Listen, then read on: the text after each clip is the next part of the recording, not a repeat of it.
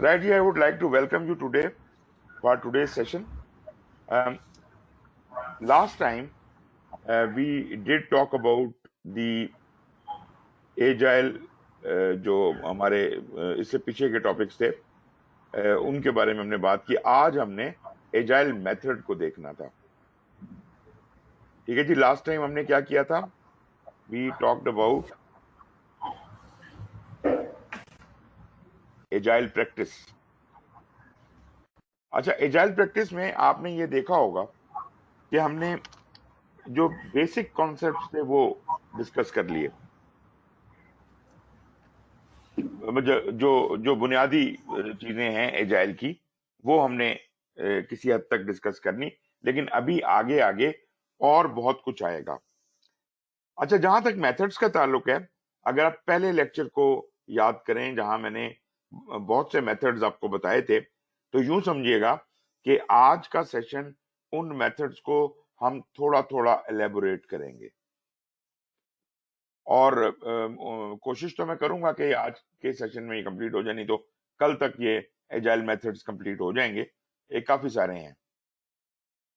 अच्छा जी, सबसे पहले एजाइल मेथड्स की तरफ जाने से पहले एक बात मैं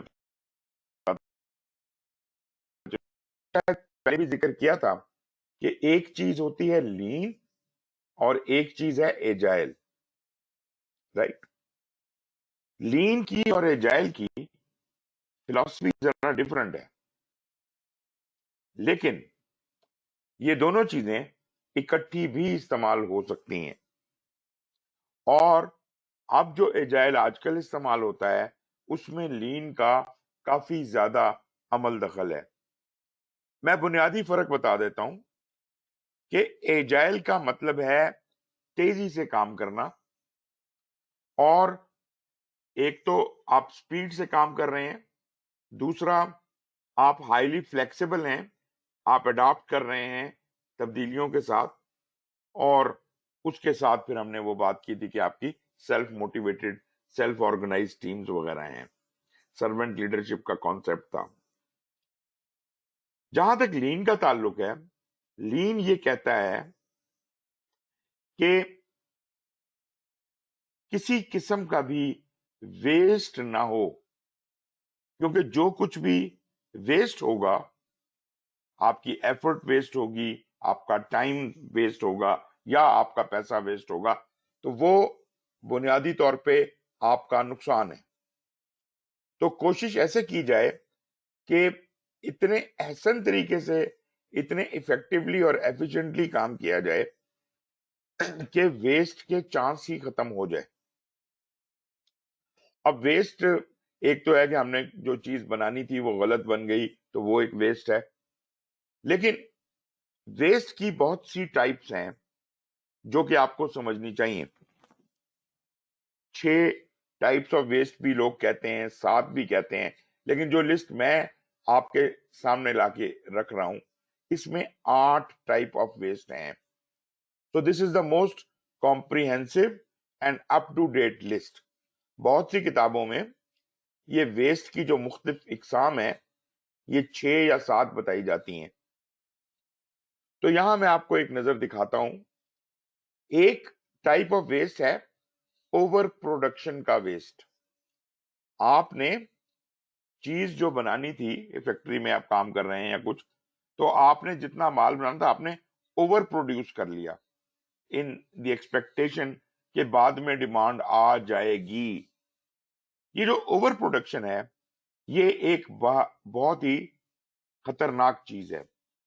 वो इसलिए कि जो चीज आप एक्स्ट्रा बना लेंगे वो बिकेगी तो नहीं इमीडिएटली, क्योंकि उसकी डिमांड ही नहीं है। You will have to store it, और वो जितनी देर स्टोर में पड़ी रहेगी उसके ऊपर मजीद एक्सपेंडिचर आता रहेगा, और फिर इस बात की भी कोई श्योरिटी नहीं है कि ये चीज वाकई बिक भी जाएगी या नहीं बिकेगी। तो ओवर प्रोडक्शन करना बिल्कुल एक वेस्ट है। Do not ever try to over produce until and unless you have a very genuine reason for that, कि इसकी वाकई डिमांड क्रिएट हो जाएगी, आपको श्योर है, तो फिर तो मैं किसी हद तक आपकी बात को मान लेता हूं। दूसरी किस्म का जो वेस्ट है वो है ट्रांसपोर्टेशन वेस्ट। आपने अक्सर सुना होगा, आप अपने जॉब पे भी। जी फहीम साहब कुछ कहना चाह रहे हैं? जी। मेरा ये पॉइंट था कि ओवर प्रोडक्शन को हम यहाँ पे नेगेटिव पोर्ट्रे कर रहे हैं। जी। What about the concept of creating surplus, creating. Like surplus create करना एक पॉजिटिव चीज कंसिडर की जाती है इन टर्म्स ऑफ कि जी जो आप सरप्लस करते हैं उसी को आप एक्सपोर्ट भी कर सकते हैं, उसे सेल कर सकते हैं। वो ये लाइक चाइनीज मॉडल है। What they do, they basically work on mass productions, और उस मैस प्रोडक्शन को फिर जब वो मार्केट में फ्लोट करते हैं तो वो रेट वाइज भी compete कर जाते हैं, क्योंकि उसकी इकोनॉमी ऑफ स्केल के तहत उसकी कॉस्ट भी कम आती है और कंपटीटर के लिए भी टफ टाइम क्रिएट करते हैं। सो सर दो दो बातें। Are these not contradictory? जी नहीं नहीं नहीं, बिल्कुल ये कॉन्ट्राडिक्टरी नहीं है। इसमें दो बातें। पहली बात तो मैं ये आपको कहूंगा कि आपको मार्केट में आप कोई चीज लेने जाते हैं और वो चीज आपको सस्ती मिल रही है, तो आप क्या करेंगे? फर्ज करें आप एक के बजाय दो उठा लेंगे, तो बुनियादी तौर पे you and up spending more. Exactly इसी फिलॉसफी को आप ध्यान में रखिए कि ओवर प्रोडक्शन, अगर मार्केट में चीजें आएंगी तो सस्ती हो जाएंगी, और सस्ती होने की वजह से अ, आप खरीदने वाला ज्यादा खरीदेगा। लेकिन जरूरी नहीं है कि उसकी डिमांड रिटेन रह सके। जहां तक इस बात का ताल्लुक है चाइनीज मॉडल का, तो चाइनीज ने एक बड़ी जबरदस्त चाल चली है। वो ये चली है कि उन्होंने इकोनॉमी को अपने मरहूने मिन्नत कर लिया। आपको पता है कि टेलीकम्युनिकेशन में बहुत सी जो कंपनियां थी इटली की, इधर उधर की, वो पैकअप करके घर चली गई हैं कि चाइनीज ने इतना कम रेट दिया है। कई मतलब ये तो खैर टेलीकॉम की बात हो रही है, और बहुत से एरियाज में that is completely other thing. This is a great strategy they have come up with. लेकिन do not confuse it with overproduction. बिला वजह ओवर प्रोडक्शन करना वाकई गुनाह है, लेकिन सोची समझी स्कीम के तहत अगर आप ओवर प्रोडक्शन कर रहे हैं, और भी आपके बहुत से क्या कहते हैं इंतजामात हैं जो मार्केट को कैप्चर कर रहे हैं। मैंने अभी यही बात कही कि अगर आपके पास कोई जेन्युइन रीजन नहीं है तो ओवर प्रोड्यूस नहीं करना। अगर तो आप समझते हैं कि हमारी स्ट्रेटजी ऐसी है कि हम अगर ओवर प्रोड्यूस करेंगे तो माल ज्यादा बेच लेंगे, हमारी रीच इतनी है, तब तो ठीक है। लेकिन क्लासिकली स्पीकिंग, हम ओवर प्रोड्यूस जब भी कर रहे हैं तो लाजमी बात है हमें उसको कहीं ना कहीं स्टोर भी करना पड़ेगा, उसके लिए वर्कफोर्स भी चाहिए होगी। तो जब तक वो माल निकल नहीं जाता उस वक्त तक उसकी कॉस्ट हम पे पड़ रही होगी। भले आपने ज्यादा बल्क में ऑर्डर करके चीजें या बना के कुछ पैसा जरूर बचा लिया, लेकिन एट द सेम टाइम अगर वो माल निकल ना सका तो आप ही के सर पे पड़ जाएगा और आपको वो नुकसान उठाना पड़ेगा। इसकी बहुत सारी एग्जांपल्स हैं। ठीक है जी। मिसाल के तौर पे नोकिया के एक दफा उन्होंने अपना मोबाइल कोई बनाया, और उस मोबाइल के जो कवर था उसका, जो मतलब उसके जो बैक पे उसके लगता है, वो कवर एक अलग मशीन बना रही थी और उसकी स्पीड काफी ज्यादा थी। उन्होंने क्या किया कि क्योंकि प्रोग्रेस निकल रही थी, उन्होंने कहा जी ये तो मशीन बहुत तेज काम कर रही है, और बनाते जाओ बनाते जाओ बनाते जाओ। उन्होंने ओवर प्रोड्यूस कर दिया और वेयर हाउस के वेयर हाउस बैक कवर से भर गए। अच्छा, उन्होंने इस बात का ख्याल नहीं किया कि एक्चुअली मोबाइल कितने बन रहे हैं। तो नतीजतन ये हुआ कि जितने मोबाइल बने उनको तो बैक कवर लग गए, बाकी के बैक कवर जो थे वो स्टोर होते रहे। और उन्होंने हमाकत ये की कि they continued producing the back covers without considering कि नया वर्जन आने वाला है। नया वर्जन आ गया, उसका डिजाइन डिफरेंट था, ये बैक कवर उसको लग नहीं सकते थे। अल्टीमेटली ऑल ऑफ दिस, जो कि मल्टीपल वेयर हाउसेज में पड़े हुए बैक कवर थे, everything was gone waste, trash हो गई वो सारी की सारी चीजें, वो किसी काम नहीं आ सकी। तो मतलब ये चीजें ज़हन में रखनी है। आप इसके लिए अगर इस कॉन्सेप्ट को समझना चाहें तो आपको थ्योरी ऑफ कंस्ट्रेंट्स के बारे में कुछ अंदाजा होना चाहिए। थ्योरी ऑफ कंस्ट्रेंट में वो ये कहता है कि आप वो क्या कहते हैं, जो आपके मसले की जड़ है उसको एड्रेस करें, बजाय इसके कि सतही तौर पे एक्शंस लेना शुरू कर दें। अब मिसाल के तौर पे आपकी प्रोडक्शन कम जा रही है, आप कहें कि अच्छा फलानी मशीन के ऊपर जोर लगा दो क्योंकि वो मशीन बहुत ज्यादा प्रोड्यूस कर सकती है, ये बैक कवर बनाने वाली, बस उसके ऊपर जोर लगा दो। तो भाईजान अगर उस पर जोर लगा भी दिया तो अल्टीमेटली प्रोडक्ट उतना नहीं जाएगा। जहां तक फाइनेंस वालों का ताल्लुक है, वो कहते हैं जी ये हमारा एसेट बन रहा है, लेकिन वो एसेट किसी भी वक्त वॉश आउट हो सकता है अगर उसकी वर्थ खत्म हो जाए, जैसे कि मैंने आपको एग्जांपल दी। तो मतलब it's not always good to over produce करना है तो उसके साथ एक बहुत ही स्ट्रॉन्ग स्ट्रेटजी का होना जरूरी है। अदरवाइज मैं आपको कॉशन कर रहा हूं कि over production is a waste. बात समझ आई भाई साहब? जी ठीक है। जनाब, दूसरा है जी ट्रांसपोर्टेशन। देखें आपने अक्सर ऑफिस में सुना होगा कि जनाब गाड़ी कम इस्तेमाल करें, बिला वजह इस्तेमाल ना करें, काम के वक्त इस्तेमाल करें, फजूल में छोटे छोटे कामों के लिए आप गाड़ी को यूज करते हैं। तो ये जो ट्रांसपोर्टेशन का बेजा और गलत इस्तेमाल है, या फॉर दैट मैटर अगर से कि आपने कोई माल पॉइंट ए से बी पे शिफ्ट करना है, पूरी गाड़ी भर के ना ले जाना, जल्दी से ले जाओ जितना माल भर गया है, बाकी बाद में आ जाएगा। This is all the transportation waste. ये भी आपकी कीमत बहुत बढ़ा देता है अल्टीमेटली। देखने में पता नहीं चल रहा होता, लेकिन अल्टीमेटली ये आपकी कीमत बहुत बढ़ा देता है, which is very dangerous. So this is also one kind of waste. अगर हम थोड़ी अक्लमंदी का सबूत दें तो हम कम ट्रांसपोर्टेशन में ज्यादा माल शिफ्ट कर सकते हैं। सो ये है जी ट्रांसपोर्टेशन वेस्ट। तीसरा, इन्वेंट्री वेस्ट। इन्वेंट्री का ताल्लुक भी वही ओवर प्रोडक्शन से ही बनता है कि जब आप ओवर प्रोड्यूस कर लेंगे तो आपको उसको कहीं स्टोर करना पड़ेगा, तो स्टोरेज की कॉस्ट आ जाएगी। जितनी इन्वेंट्री रिक्वायर्ड है, अब आपने तो चाइनीज एग्जांपल दी, मैं आपको जापानीज एग्जांपल देता हूं। जापानीज की फिलॉसफी है जस्ट इन टाइम। वो कहते हैं उतना ही बनाओ जितना जरूरत है और उतनी ही इन्वेंट्री रखो जितनी फौरी तौर पे इस्तेमाल हो सकती है। ज्यादा इन्वेंट्री रखने की कोई जरूरत नहीं है, बिकॉज इन्वेंट्री को मेंटेन करने की भी एक कॉस्ट है। Any more than the minimum to get the job done, कम अज कम जितना आपको रिक्वायर्ड है। कंसिस्टेंट फ्लो जरूर होना चाहिए, सस्टेनेबिलिटी जरूर होनी चाहिए कि जब मैं मेरे काम में रुकावट ना पैदा हो। जब मैं काम कर रहा हूं और मुझे जो चीज जब चाहिए वो मुझे लाजमी मिलनी चाहिए, but that does not mean कि मैं सारा माल पहले से ही खरीद के रख लूं। इसकी भी एक एग्जांपल मैं आपको बताता हूं। एक दफा इन्होंने मुझे बुलाया, जीएचक्यू वालों ने, इनके जो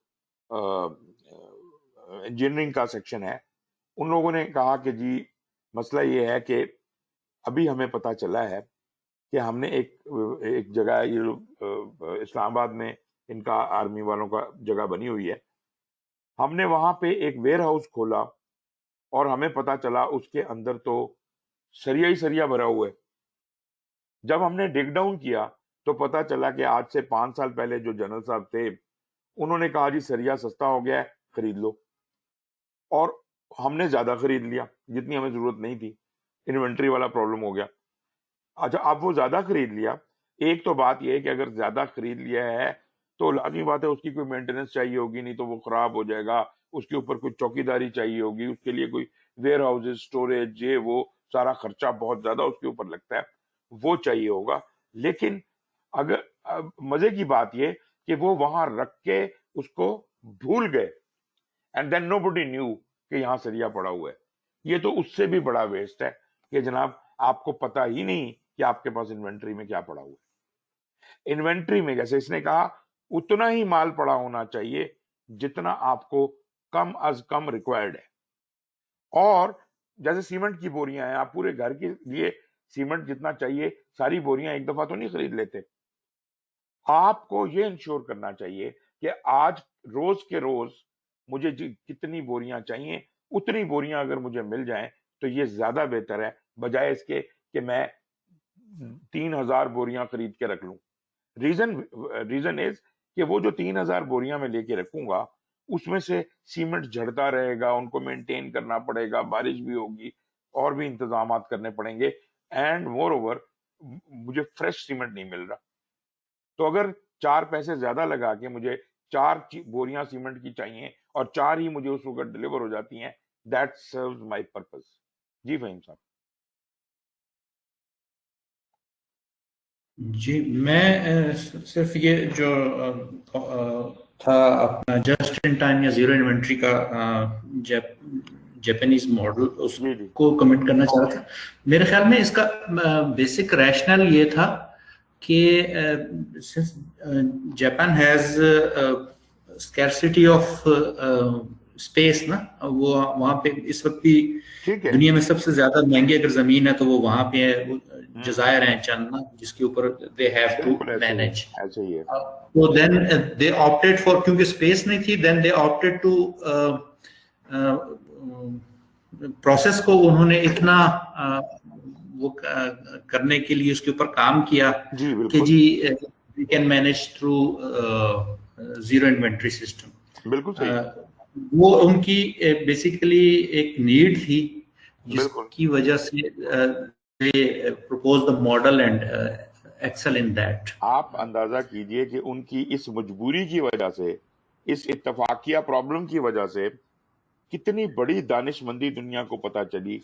इस वक्त सारी दुनिया जस्ट इन टाइम के ऊपर चलती है, और क्वालिटी, आपको पता ही है क्वालिटी की जो जनरेट हुआ सारा, क्वालिटी का सारा सिस्टम वो जापान से जनरेट हुआ, और ये जस्ट इन टाइम उसकी मेजर थ्योरीज में से एक थ्योरी है। तो जस्ट इन टाइम सिर्फ कोई ऐसे नहीं कि बस एक उनको स्कार्सिटी की वजह से उनको चाहिए, हमें नहीं चाहिए। आप मुझे बताइए कि अगर आप थोड़ी सी, जैसे कहते हैं ना, अक्लमंदी, विजडम का सबूत दें, तो कोई अहमक ही होगा जो सारा माल पहले ऑर्डर करके बैठ जाता है और फिर उसे संभालता रहता है। क्या ख्याल है आपका? नहीं, इसमें मुख्तलिफ राय हो सकती है।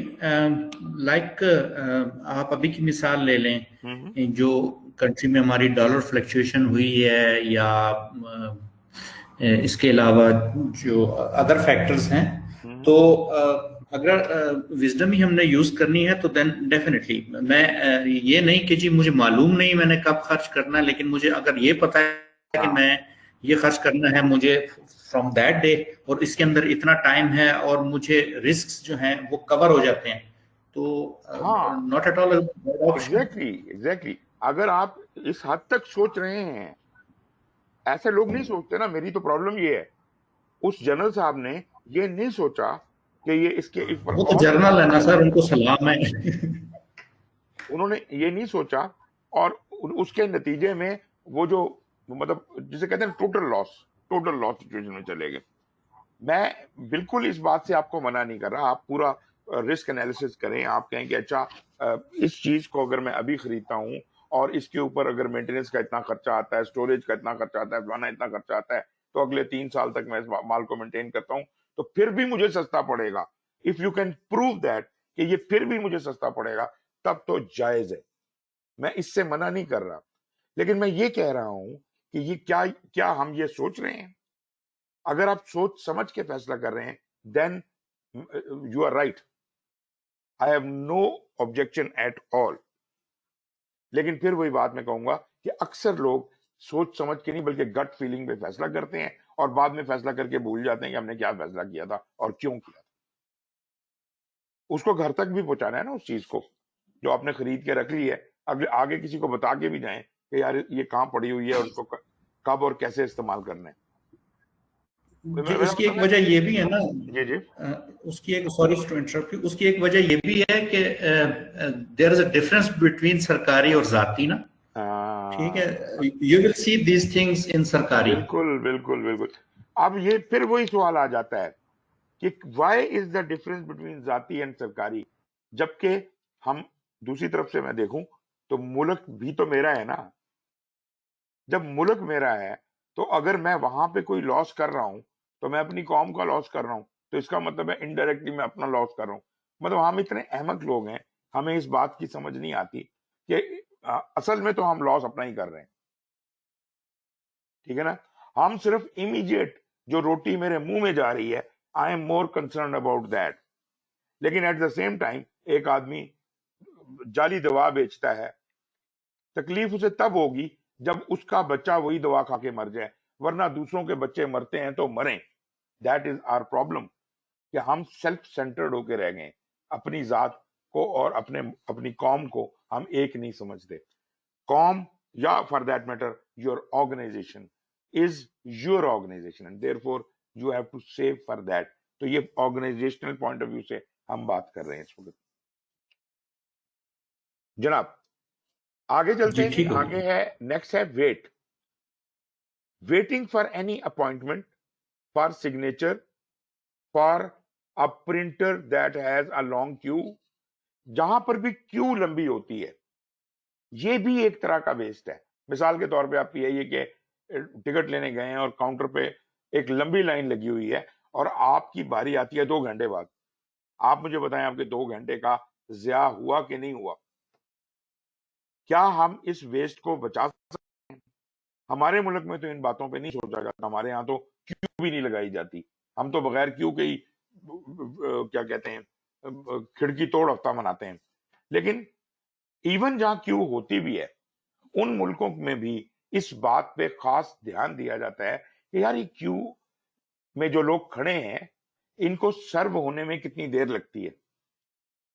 और ये उसके हिसाब से वो लोग डिसाइड करते हैं कि कितने काउंटर खोले जाएं, ताकि किसी भी एक आदमी को एक्स अमाउंट ऑफ टाइम से ज्यादा इंतजार ना करना पड़े। बैंक के ऊपर, एयरलाइंस के ऊपर जो रूल है वो तकरीबन 10 से 15 मिनट का वेट टाइम होना चाहिए, इससे ज्यादा नहीं होना चाहिए। बाहर के मुल्कों में किसी हद तक इसको, किसी हद तक मैं कहूंगा, लेकिन आप ये देखेंगे बहुत फर्क है। पाकिस्तान के एयरपोर्ट के काउंटर्स को जाके देखें और आप अमेरिका में, जो आप कहते हैं जी अमेरिका वाले बड़ा जुल्म करते हैं, उनके भी आप काउंटर देखें, वो लोग पर पर्सन ज्यादा टाइम नहीं लगाते। वो अलग बात है कि पाकिस्तानियों को उठा के साइड वाले कमरे में रख लें कि भाई आपको हम बाद में चेक करते हैं, लेकिन जनरली उनका जो मेथड है वो ये है कि 10 से 15 मिनट से ऊपर नहीं लगना चाहिए। तो ये आपका वेट टाइम रिड्यूस करना है, ये भी एक वेस्ट है। Waiting is also waste and we must reduce it. फिर है जी प्रोसेसिंग टाइम, किसी चीज को ओवर प्रोसेस करना। चीज बन तो गई है, इसको फिर चेक कर लें, फिर पॉलिश कर लें। आप इस बात का ध्यान रखें कि जब मैं ओवर प्रोसेस करूंगा किसी चीज को, बार बार उसको चेक करूंगा, ज्यादा स्टेप्स उसके अंदर अननेसेसरी स्टेप्स ऐड करूंगा, तो वेस्टेज होगी। पैसा, घंटे आपके लगेंगे, जो लोग उसमें इन्वॉल्व हैं उनका टाइम लगेगा। Only do the processing that much what is required. Required से एक क्या कहते हैं कि सूत्र भी ज्यादा आपको ओवर प्रोसेस करने की जरूरत नहीं है, बल्कि इस प्रोसेसिंग टाइम को घटाया जाए, ये तो हमें एफिशिएंसी नसीब होगी। आपको पता है ना इफेक्टिवनेस और एफिशिएंसी का फर्क। इफेक्टिवनेस है काम पूरा कर लेना, एफिशिएंसी है काम को इकोनॉमिकली कम वक्त में, कम पैसों में, कम रिसोर्सेज में पूरा करना। तो लीन जो है वो बुनियादी तौर पे जब वेस्ट को रिड्यूस करने की बात करती है तो वो एफिशिएंसी की बात करती है। फिर है जी रीवर्क। अगर आप जो चीज बना रहे हैं वो गलत बन जाए और उसको ठीक करना पड़े या उसको स्क्रैप करना पड़े, तो ये वेस्ट है। वो टाइम का वेस्ट है या उस माल का वेस्ट है या पैसे का वेस्ट है। सो रीवर्क मिनिमाइज करें। आप अपने प्रोसेसेस को इतना अच्छा और आला बनाएं कि गलती होने ही ना पाए, और अगर हो भी तो रीवर्क जो है वो मिनिमाइज्ड हो। मैं ये नहीं कह रहा कि अनसर्टेनिटी को आप क्रॉस कर लें, मैं ये कतई नहीं कह रहा, लेकिन फिर भी जितना रीवर्क को रिड्यूस किया जा सकता है खत्म किया जाए। फिर है मोशन का वेस्ट। मोशन का वेस्ट है कि आप एक एक बोरी उठाते हैं, ट्रक तक लेके जाते हैं, फिर आप जाते हैं, फिर एक और बोरी उठाते हैं, लेके जाते हैं, तो there is a lot of movement. पता चलता है एक मजदूर एक ट्रक को भरने में, पता चलता है एक फॉरलॉन्ग वॉक कर गया है वो बोरियां उठा उठा के, which is criminal. Is there any way कि हम इस मोशन को कम कर सकें, ट्रक को जितना करीब लाया जा सके, कोई ऑटोमेटेड सिस्टम इस्तेमाल किए जा सकें, रोबोटिक सिस्टम इस्तेमाल किए जा सकें, मोशन को रिड्यूस किया जाए। टोयोटा वालों ने ये तरीका इस्तेमाल किया था, या फॉर दैट मैटर ये जो रेस कार वाले आते हैं, आपने देखा कि रेस कार जब आके अपनी पिट पे रुकती है और उसके टायर चेंज होते हैं, कितना टाइम लगता है उसके अंदर? एनीवन? जी जनाब। Less than So seconds, second, कितने सेकंड तकरीबन? so 10 to 20.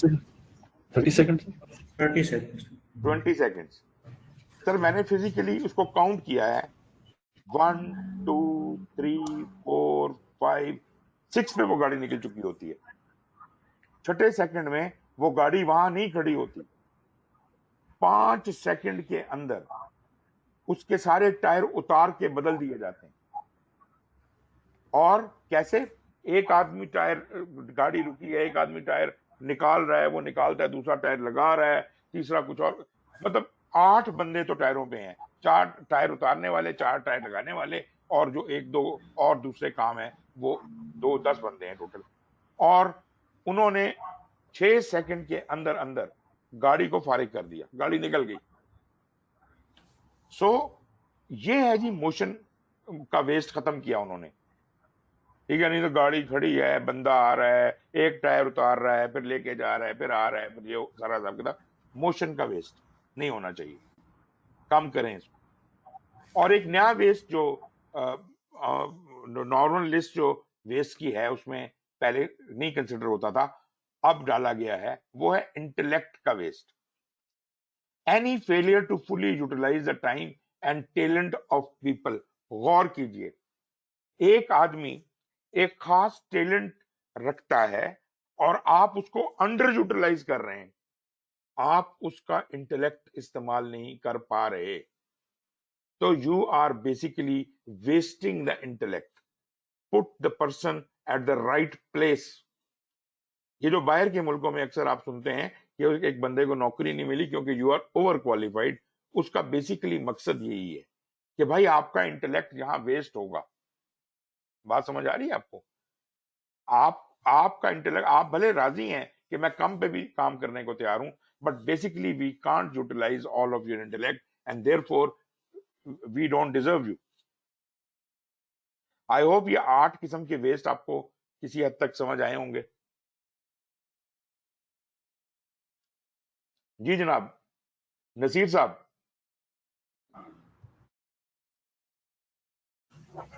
Ji sir. बात समझ आई जी? वेस्ट समझ आए 8 के 8? जी सर। जी सर जी। कोई क्वेश्चन नहीं है, कोई कुछ नहीं है? लगता है फहीम साहब के क्वेश्चन है और किसी के नहीं है। नहीं जी, मैंने आप भी सब रोक दिए, क्वेश्चंस तो काफी थे। हाँ जी, नहीं सारे लोग क्वेश्चन करें, और बहुत अच्छी बात है, क्वेश्चन करने से चीजें वाजे होती हैं। कभी ऐसा भी होता है कि आपकी कही हुई बात से मैं कुछ सीखता हूँ, या मैं उस चीज को जो अच्छी तरह से एक्सप्रेस ना कर पा रहा हूँ, मैं उसको फिर बेहतर करके पेश करने की कोशिश करूंगा। लेकिन जब आप मुझे चैलेंज ही नहीं करेंगे, तो फिर तो जो मैंने कह दिया सो कह दिया। तो बेहतर यही है कि आप सब लोग इसमें पार्टिसिपेट करें और इसको देखें कि चीज क्या है। एनीवेज जी, ये जो डायग्राम है इसको संभाल के रखिएगा। ये 8 वेस्ट वाला डायग्राम आपको कहीं नहीं मिलेगा, ये बहुत कम जगहों के ऊपर इसको डिस्कस किया जाता है। बल्कि जो मेरी अगली स्लाइडें हैं उनके अंदर भी हम जो वेस्ट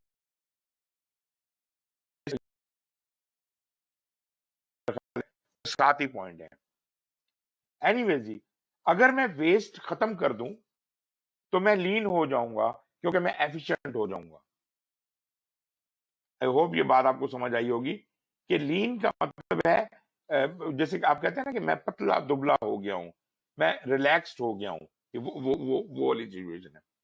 सो लीन का मतलब है lean eliminates waste through such practices as selecting only the truly valuable features for a system.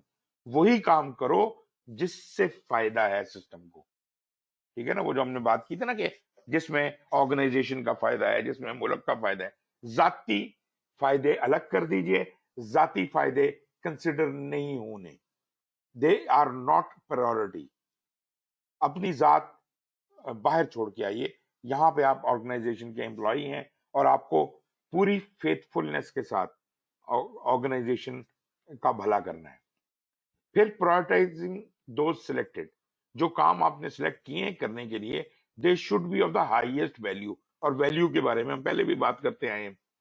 Delivering them in small batches, हमें कुछ ऐसा करना है जैसे हम एजाइल में करते थे कि हम मुसलसल थोड़ा थोड़ा डिलीवर करते चले जाएं। इससे कस्टमर को भी आसानी पैदा होती है कि यार ये मुझे कुछ ना कुछ मिल तो रहा है और मुसलसल मिल रहा है, सस्टेनेबिलिटी आ जाती है। तो ये जनाब ये चीजें आपको लीन से भी मिलती हैं, एजाइल से भी वो वैल्यू वाले बेनिफिट्स मिलते हैं, लेकिन लीन से भी ये मिलती हैं। It emphasises the speed and efficiency of development workflow. इस तरह से काम करने से हम मुसलसल काम कर रहे हैं और मुसलसल हम एक कांस्टेंट स्पीड मेंटेन कर रहे हैं। एंड जैसे मैंने आपको कहा, अगर आप वेस्ट एलिमिनेट कर रहे हैं तो you are being efficient, you are producing goods of better quality. It relies on rapid and reliable feedback. फिर जो क्योंकि मैं कस्टमर के साथ अपने कॉन्स्टेंटली उसको चीजें शो कर रहा हूं, उससे टेस्ट केसेस एक्सेप्टेंस करवा रहा हूं, तो मेरा उसके साथ इंटरेक्शन है और फीडबैक भी आ रही है, मुसलसल फीडबैक आ रही है। इट्स नॉट दैट कि मुझे प्रोजेक्ट के खत्म होने का इंतजार करना है फीडबैक लेने के लिए। तो हमारे दरमियान कोई दीवार नहीं है, कस्टमर के साथ कांस्टेंट फीडबैक का भी मैकेनिज्म चल रहा है। तो इससे आपने ये देखा कि लीन यूजेस, जी जी सायरा। सर, ये लीन मेथड में भी फ्लेक्सिबिलिटी है कि अगर कस्टमर कोई चेंजेस करने को कहे तो वो जी चेंजेस जी कर दी जाती हैं। देखें, अच्छा, जो लीन मेथड है उसमें फ्लेक्सिबिलिटी है, लेकिन इसका पर्पस एजाइल वाला नहीं था। बुनियादी तौर पे ओके, लीन की जो साइंस है वो ये है कि वेस्ट घटाओ, बस। अब और फायदे इससे मिल सकते हैं, मिसाल के तौर पे कस्टमर से इसमें भी हम इंटरेक्ट ज्यादा बेहतर कर सकते हैं, इसमें भी हम कस्टमर को कॉन्स्टेंटली डिलीवर कर सकते हैं। लेकिन एजाइल की फिलॉसफी क्या थी? एजाइल की फिलॉसफी ये थी कि आप फ्लेक्सिबल हो जाएं, अडाप्टेबल हो जाएं, आप हर चेंज को हर वक्त कबूल करने के लिए तैयार हो।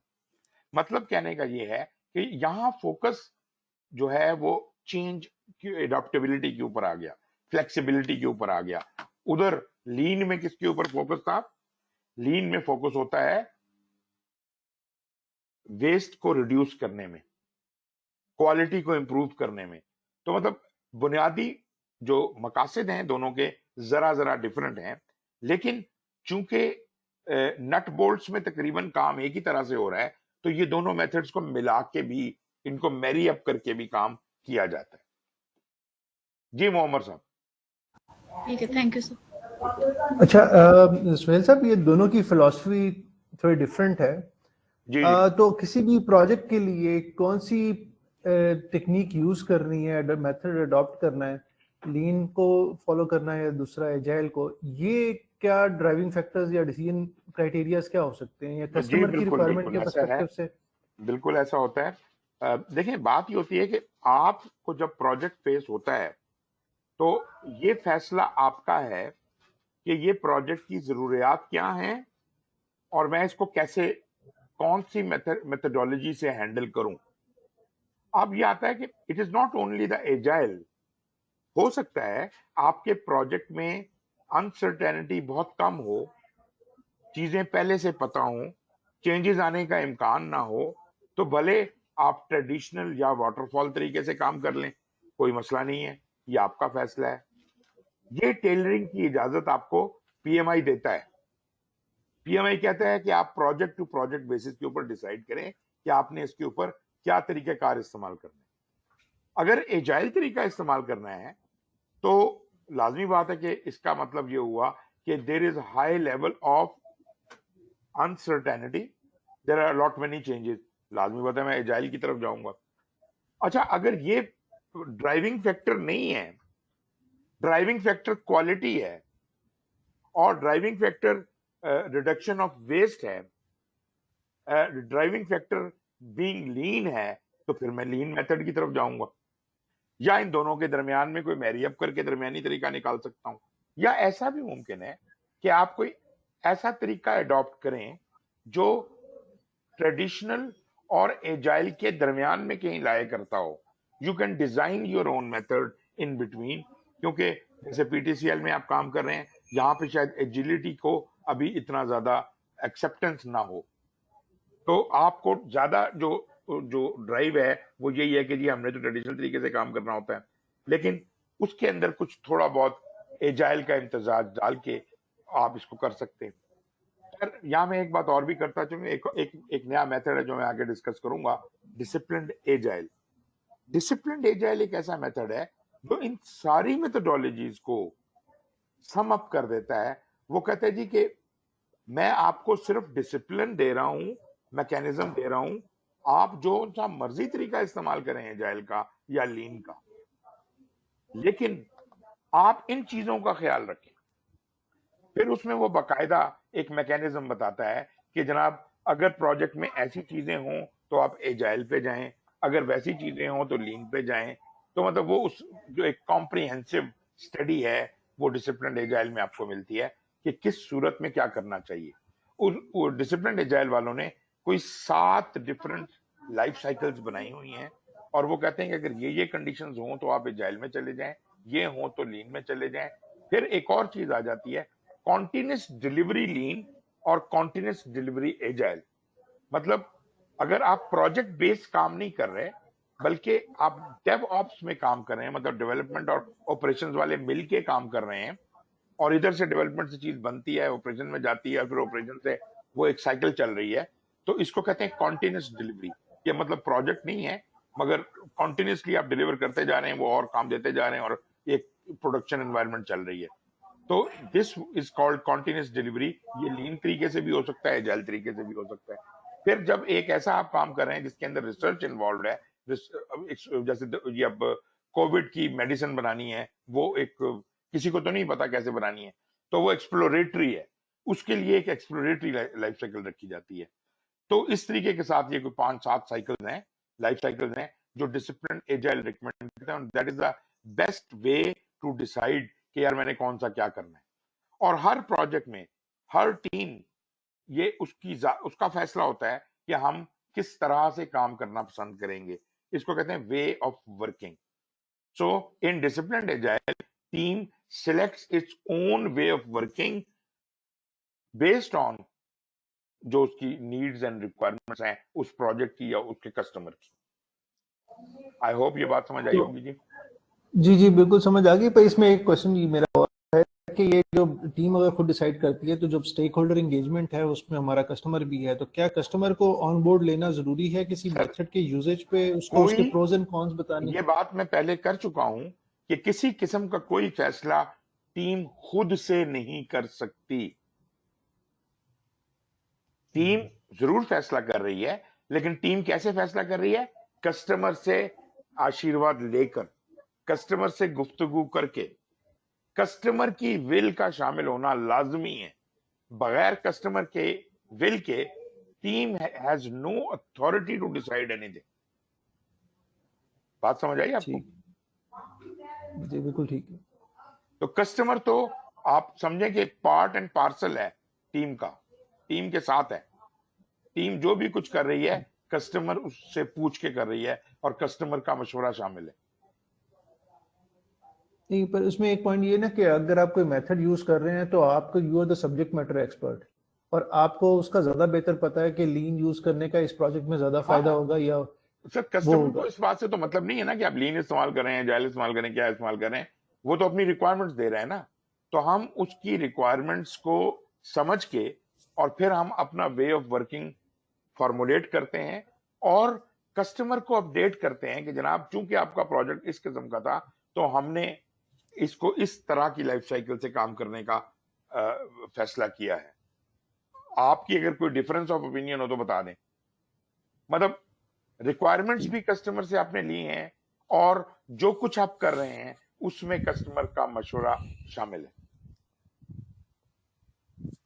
ठीक ठीक है सर, थैंक यू जी। और कोई जी मजीद कोई क्वेश्चन है इस टॉपिक के ऊपर?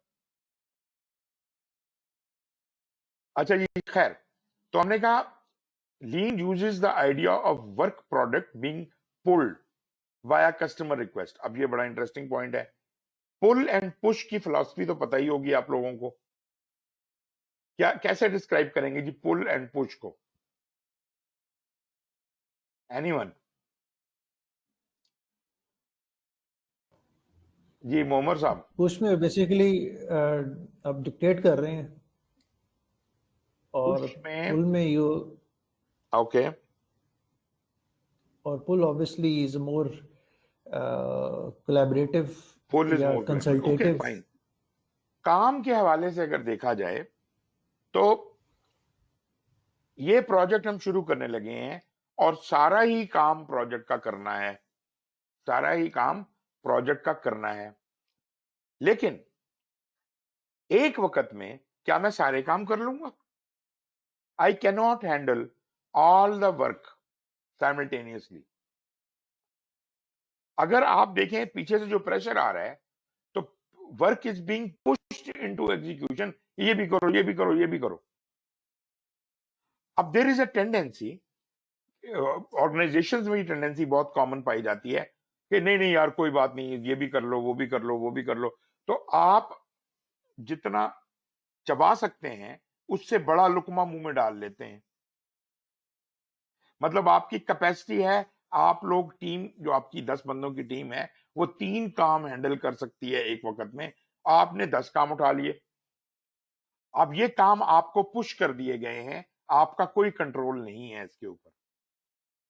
अगर आपने इस वेस्ट को एलिमिनेट करना है तो उसका क्या तरीका होगा? यू मस्ट, वो कहते हैं कि अपना limit work in progress. You must जज कि हम कितना काम करने की सलाहियत रखते हैं, हम एज अ टीम एक वक्त में कितने कामों को हैंडल कर सकते हैं। For example, you have decided on a work, क्या कहते हैं, की लिमिट एक आपने डिसाइड कर ली हुई है। वर्क इन प्रोग्रेस कहते हैं, WIP। वर्क इन प्रोग्रेस की लिमिट आपने डिसाइड कर ली है कि 3 काम। इसका मतलब है कि बेशक पीछे 100 काम पड़े हों, हमने टॉप प्रायोरिटी के 3 काम उठाने हैं और जब तक उनमें से एक कंप्लीट ना हो जाए चौथा काम पुल नहीं किया जाएगा। मतलब ये किसका काम है पुल करना? टीम का काम है कि जो ही उन 3 कामों में से एक मुकम्मल होता है वो खुद जाके प्रोडक्ट बैकलॉग में से हाईएस्ट वैल्यू का अगला चौथा काम उठा के ले आएंगे। इसका मतलब है एक वक्त में हमेशा 3 ही काम हो रहे होंगे। ठीक है जी, तो अब कंट्रोल आ गया। अब एक वक्त में 3 से ज्यादा काम नहीं हो सकते और एक स्लो एंड स्टडी ये एक डेटा स्ट्रीम चल पड़ा है और ये काम इसी तरह से। तो लीन की फिलॉसफी में पुल करना है, पुश करना नहीं है। It focuses decision making authority and ability on individuals and small teams. जैसे एजाइल में हम कहते थे, लीन में भी जो टीम है वो सेल्फ ऑर्गेनाइजिंग है। टीम खुद ये फैसले करती है कि काम कैसे करना है। Faster and more efficient then hierarchical flow of control. Although मकसद लीन का फास्ट होना नहीं था, लीन का मकसद था वेस्ट को रिड्यूस करना। लेकिन जब आप वेस्ट को रिड्यूस करेंगे ऑटोमेटिकली आपकी स्पीड बढ़ेगी। सो ये उसका एक सेकेंडरी बेनिफिट है कि जब मैं वेस्ट को रिमूव करता हूं तो आई बिकम फास्टर। किसके मुकाबले में? ट्रेडिशनल तरीके से जो काम किए जाते हैं उसके मुकाबले में हम फास्ट हो जाते हैं। और जब हम फास्ट हो जाते हैं तो ये तो हम एजाइल के करीब पहुंच गए। concentrates on the efficiency of the use of team resources, trying to ensure that everyone is productive as much of the time as possible. Team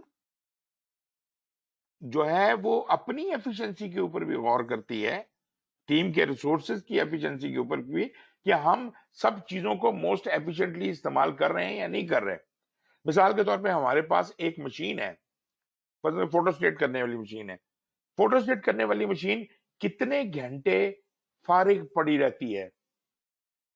How is a mechanism by which I can utilize it at the highest possible efficiency? देखे ना, ये चीजें हम देखते हैं जिंदगी में, और ये हमने अपनी आंखों से देखी हुई हैं। पहले जमाने में जो कंप्यूटर के प्रिंटर्स होते थे वो तार से लगे होते थे, एलपीटी से, और उससे आप जनाब एक ही कंप्यूटर से लिंक कर सकते थे।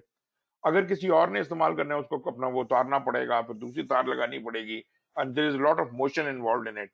फिर आ गए आजकल के जमाने में नेटवर्किंग प्रिंटर्स। अब नेटवर्किंग प्रिंटर क्या है? आप कहीं से भी बैठ के वो नेटवर्किंग वाले प्रिंटर के ऊपर प्रिंट भेज देते हैं, और वो एक जगह पे, ये वही एग्जैक्टली जो बात मैं आपसे अभी कर रहा था, कि वो प्रिंटर कॉन्टिन्यूसली बिजी है, कभी इधर का प्रिंट कर रहा है, कभी उधर का प्रिंट कर रहा है, तो मोस्ट एफिशिएंटली इस्तेमाल हो रहा है। और आज का क्या दौर आ गया है? अब इस वक्त हम वाईफाई वाले प्रिंटर आ गए, ठीक है जी, अब वो तारों वाला भी बीच में से निकल गया। तो दिन ब दिन we are becoming even more efficient. So if the technology is changing, if technology is pushing us in that direction, तो आपको तो खुद ही रियलाइज हो जाना चाहिए कि ये वेस्ट रिमूव करना कितना जरूरी है और एफिशिएंसी हमारे लिए कितनी जरूरी है।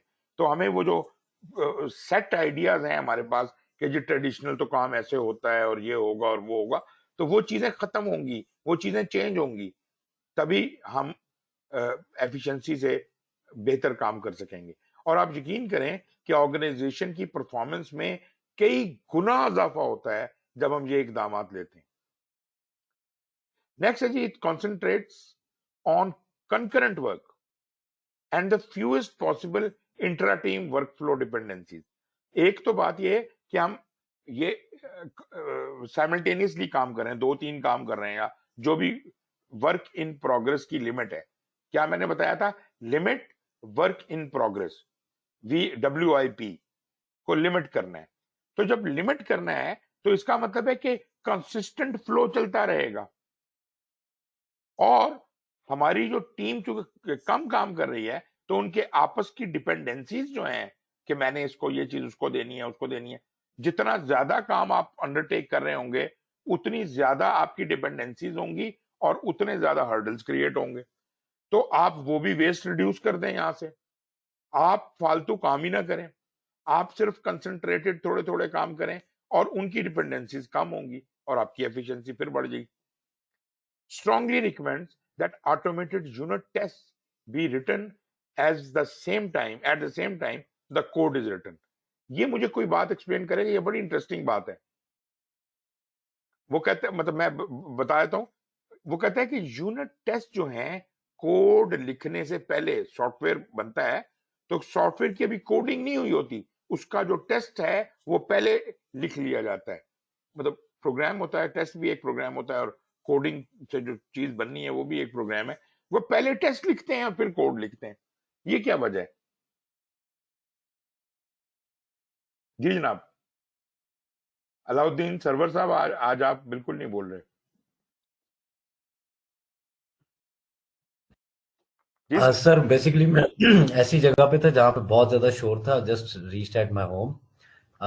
सर ये वाली चीज का कोडिंग का तो मुझे नहीं अभी पता, होता तो जरूर बताता मैं। कोडिंग ना भी हो, इसका मतलब ये है कि जो रिक्वायरमेंट आपको मिली है, रिक्वायरमेंट तो पूरी करेंगे बाद में, पहले तो ये बना लें असूल कि ये जो रिक्वायरमेंट है ये कस्टमर को किस शक्ल में काबिल कबूल है, और कस्टमर इसके ऊपर इस बात को चेक करने के लिए आया कि ये मेरी सारी फंक्शनैलिटी पूरी करता है, वो क्या क्या टेस्ट करेगा, वो क्या क्या चीजें देखेगा।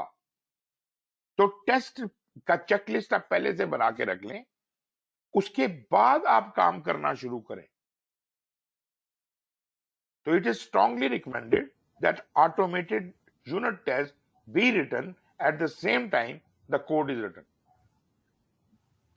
इसका मतलब ये हुआ कि सर जो हमारी रिक्वायरमेंट्स है हाँ उसकी जी, चेकलिस्ट पहले डिफाइन होगी तो फिर उसके बाद जो है वो प्रोग्रामिंग की तरफ जाएगा। कस्टमर से पहले ही पूछ लें कि सर ये जो आप कह रहे हैं कि मुझे ये चीज चाहिए, तो ये चीज आपके लिए किन शर्तों पे काबिल कबूल होंगी, वो जरा शर्तें हमें बता दें। आप क्या क्या चीज देखना पसंद फरमाएंगे, इसके जनाब इसकी फलानी चीज चेक करूंगा, मैं फलानी चीज चेक करूंगा, ये आपका टेस्ट बन रहा है। ये सबसे सर पहले इस जी जी सर इसका पैरामीटर यानी कि एक इसके मीनिंग में एक पैरामीटर पहले सेट कर लें, यानी कि किसी चीज जी का जी मैकेनिज्म सेट कर लें। जी हाँ, ठीक, और यही आपका क्वालिटी कंट्रोल बन जाएगा ना, जी एक्सेप्टेंस क्राइटेरिया बन जाएगा। तो ये अभी तो हमने ये डिजाइन नहीं किया कि हम ये काम करेंगे कैसे, वो बात की बात है।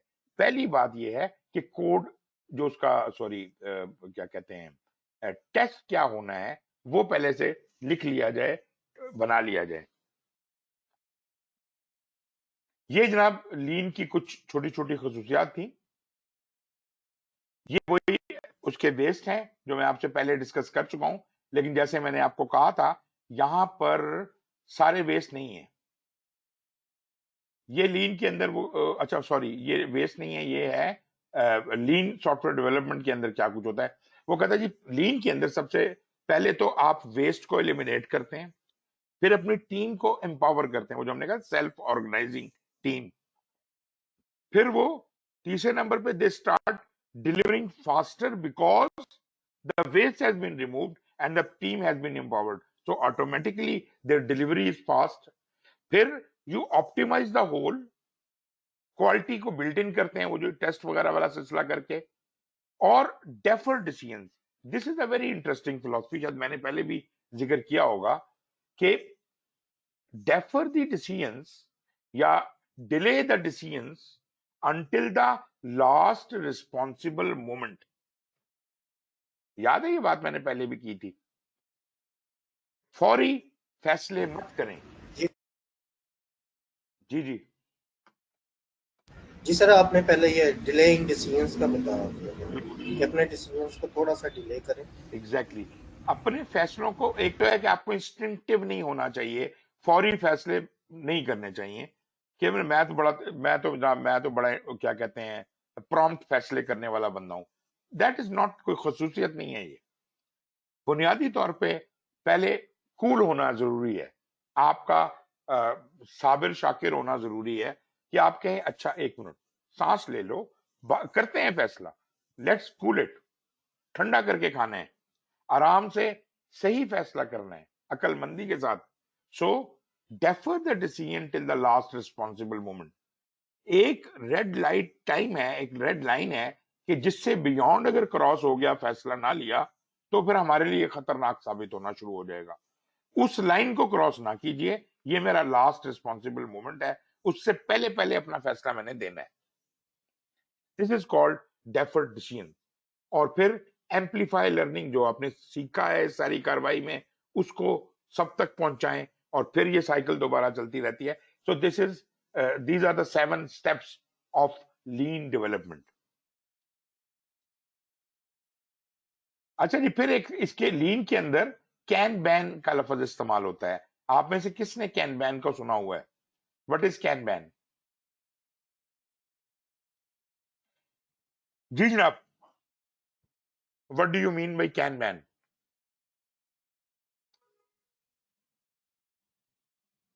नसीर साहब। सर ये कोई चाइनीज ये क्या है जी? चाइनीज है कोई सर मैंने नहीं सुना सर, ट्विटर। जापानी लिखी हुई है। अच्छा जापानी, जापानीज है ये। कैन बैन जापानीज का कोई जापानीज में मतलब, इसका मतलब होता है साइन बोर्ड या बिल बोर्ड। एक बोर्ड के अच्छा ऊपर कुछ चीजें लिखी हुई हैं, तो ये एक बिल बोर्ड या साइन बोर्ड टाइप की चीज है।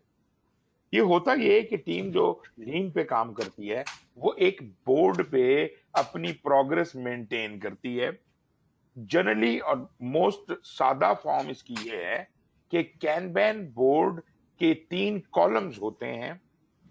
पहला column work to do list जो होती है ना, जैसे आप बैकलॉग। ग्रोसरी लिस्ट बनाते हैं, टू डू लिस्ट बनाते हैं, तो वो बैकलॉग होता है हमारा, टू डू लिस्ट होती है, क्या पहले क्या करना है। बैकलॉग करना।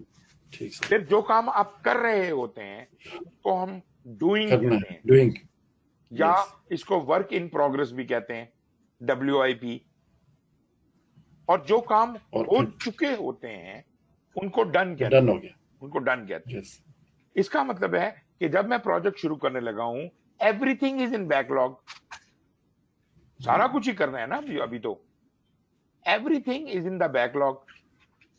फिर हम कहते हैं कि बैकलॉग को मैनेज कैसे करते हैं, हम कहते हैं कि बैकलॉग को ऐसे सॉर्ट कर लो कि हाईएस्ट वैल्यू आइटम्स ऊपर आ जाएं, जिन चीजों से सबसे ज्यादा फायदा होना है वो पहले डिलीवर होनी चाहिए।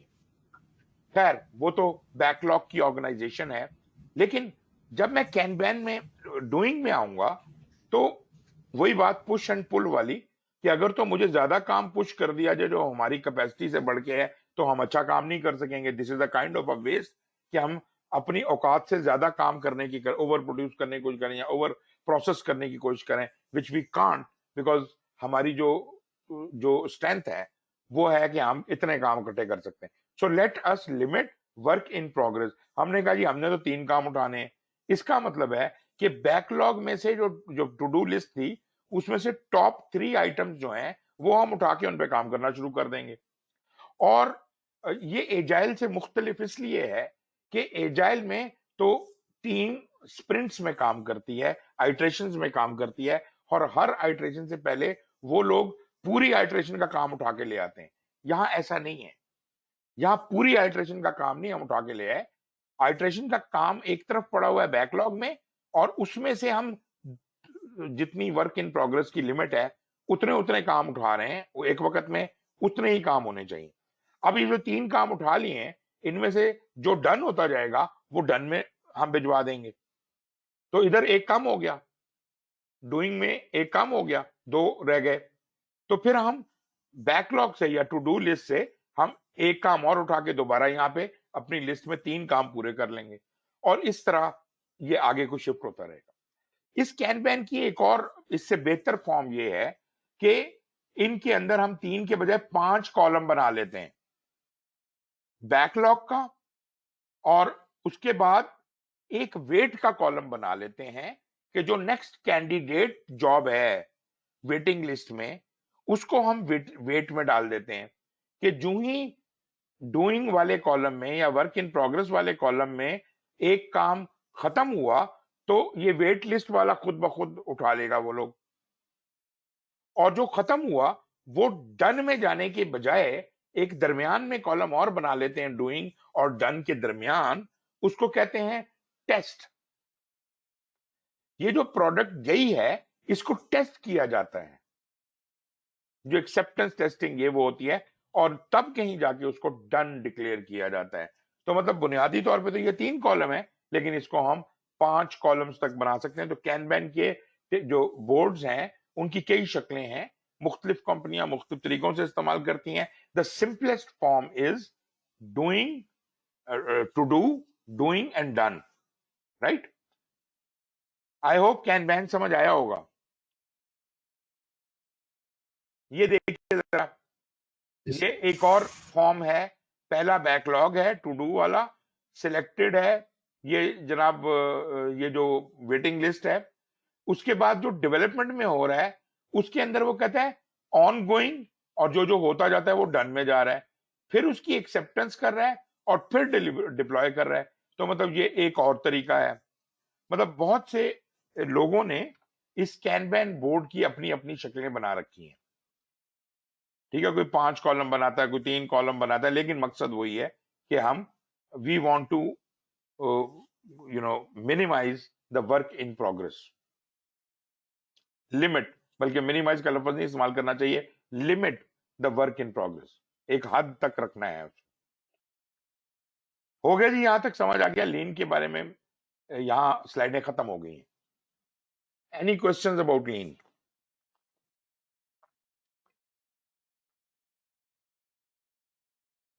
अच्छा जी, अगला जो मेथड है वो है एक्सट्रीम प्रोग्रामिंग। अगर आपको याद हो तो पहले लेक्चर में हमने इसका थोड़ा सा जिक्र किया था। Extreme programming as a method हम जरूर डिस्कस कर लेते हैं, लेकिन ये ज्यादातर सॉफ्टवेयर प्रोजेक्ट्स के ऊपर ये चीज ज्यादा अप्लाई होती है। अगर आप में से किसी का ताल्लुक सॉफ्टवेयर से हो तो शायद आप ये एक टर्मिनोलॉजी है जिसे हम कहते हैं स्पाइरल मॉडल, सुना हुआ है कभी आपने? स्पाइरल मॉडल सॉफ्टवेयर डेवलपमेंट का एक मॉडल है जिसको स्पाइरल मॉडल कहते हैं। स्पाइरल मॉडल में क्या करता है वो कि पहले वो एक छोटी सी चीज, मतलब एक जो चीज आप सॉफ्टवेयर बनाने जा रहे हैं, तो पहले वो उसका एक आइडिया बना के देता है, वो चेक करवाता है। अगर वो पास हो जाए तो फिर उससे अगला लेवल, फिर वो पास हो जाए तो उससे बड़ा, तो इस तरह बड़ा बड़ा बड़ा बड़ा करते अल्टीमेटली वो प्रोडक्ट डिलीवर करता है। तकरीबन ये जो एक्सट्रीम प्रोग्रामिंग है ये उसी तरह की चीज है, जिसके अंदर वो जो पूरा प्रोजेक्ट है वो तो ये बड़ा सर्कल है, लेकिन इसके अंदर जो चीजें हो रही हैं, मतलब पूरे प्रोजेक्ट के अंदर आपकी आइटरेशन चल रही हैं, जैसे कि एजाइल में होता है, ये एजाइल का मेथड है। तो पूरा प्रोजेक्ट का जो डिलीवरेबल है उसके अंदर स्प्रिंट्स या आइटरेशन चल रही हैं, और हर आइटरेशन एक छोटा सा प्रोजेक्ट है। हर आइटरेशन के अंदर उसकी अपनी अपनी एक्सेप्टेंस टेस्टिंग होती है। उसके अंदर वो लोग रोजाना की बुनियाद पे स्टैंड अप मीटिंग्स करते हैं, जिसको हम स्क्रम मीटिंग भी कहते हैं। और फिर उसके अंदर स्टैंड अप मीटिंग के अंदर जो टीम मेंबर्स हैं वो आपस में पेयर नेगोशिएशंस करते हैं, इंडिविजुअल लेवल पे यूनिट टेस्टिंग करते हैं। और पेयर प्रोग्रामिंग का मतलब ये होता है कि दो प्रोग्रामर एक ही मशीन पे बैठ के प्रोग्रामिंग कर रहे हैं। कंप्यूटर सॉफ्टवेयर डेवलपमेंट से ताल्लुक रखता है, इसलिए तो इसमें इस तरह से ये कोड इसका डेवलप होता है कि लोएस्ट लेवल पे दो पेयर प्रोग्रामर्स बैठे हुए हैं और एक मशीन पे वो काम कर रहे हैं। फिर उनकी यूनिट टेस्टिंग हो रही है, फिर उनकी यूनिट पेयर नेगोशिएशन हो रही है, फिर उनका स्टैंड अप मीटिंग हो रही है, फिर एक्सेप्टेंस हो रही है, फिर आइटरेशन डिलीवर हो रही है, फिर इस तरह आइटरेशन बाय आइटरेशन करते करते आपका पूरा प्रोजेक्ट डिलीवर होता है। जी फहीम भाई। जी अच्छा, जिस तरह अभी हमने मेथड्स डिस्कस किए, वाटरफॉल है, एजाइल है, लीन है, ये एक्सट्रीम आ गया, कोई फाउंटेन मेथड भी है प्रोजेक्ट मैनेजमेंट? कौन सा मेथड जी? फाउंटेन। वो क्या होता है? पता नहीं भाई, ये basically I was discussing with my boss, तो मैं एक प्रोग्राम का मैं उनसे कह रहा था कि जी हम we need to implement the hybrid model. तो he asked me why not fountain method. वो पता नहीं मजाक कर रहे थे या वो क्या कर रहे थे। वाटरफॉल को फाउंटेन कह दिया होगा उन्होंने। मुमकिन है। नहीं, वो मैंने कहा आपसे पता करूंगा कि फाउंटेन मेथड भी होता है, क्योंकि ये स्पाइरल और ये लीन और ये तो सुनने में आता है ना एजाइल, बट सर मैंने सुना कभी नहीं है, लेकिन हो सकता है कि कोई चीज हो और मुझे ना पता हो। उनसे पता कीजिएगा, अगर कोई चीज ऐसी है तो हमें भी एनरिच कर देंगे क्या मतलब है इसका।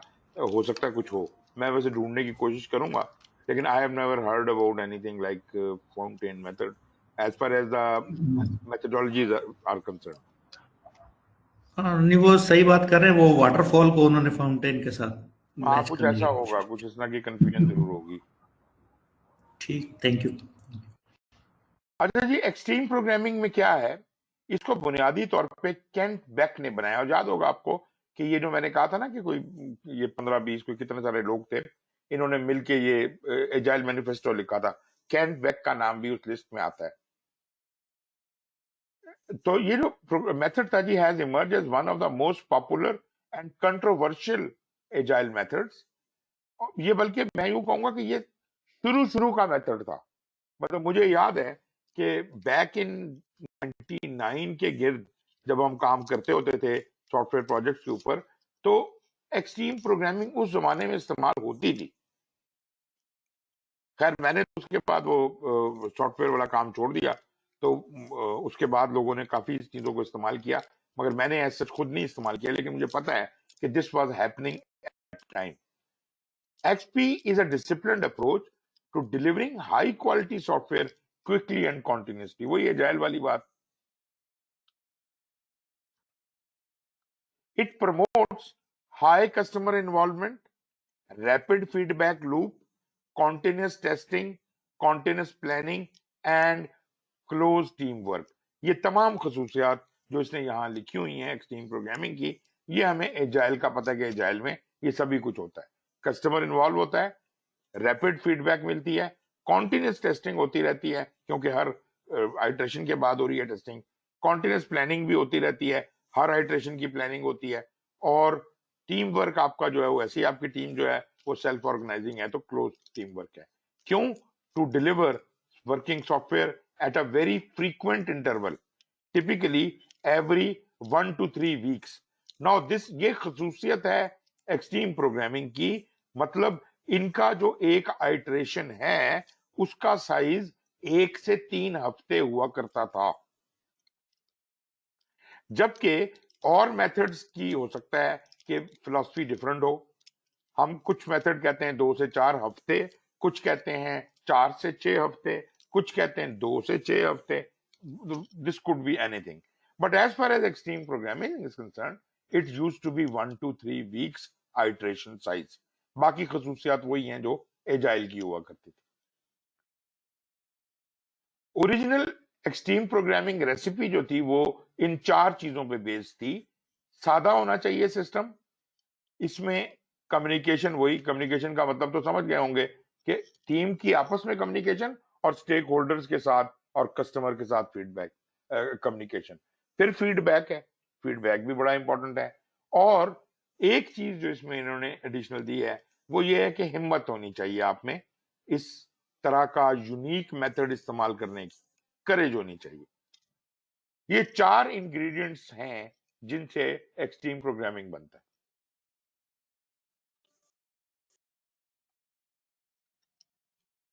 ओरिजिनल एक्सट्रीम प्रोग्रामिंग था, उसके अंदर जो चीजें 12 प्रैक्टिसेस इस्तेमाल होती थी, ये एक तरह से समझ लीजिए ये उसके 12 डिफरेंट टूल्स हैं, और ये चीजें हम अभी भी इनमें से काफी सारी चीजें इस्तेमाल करते हैं।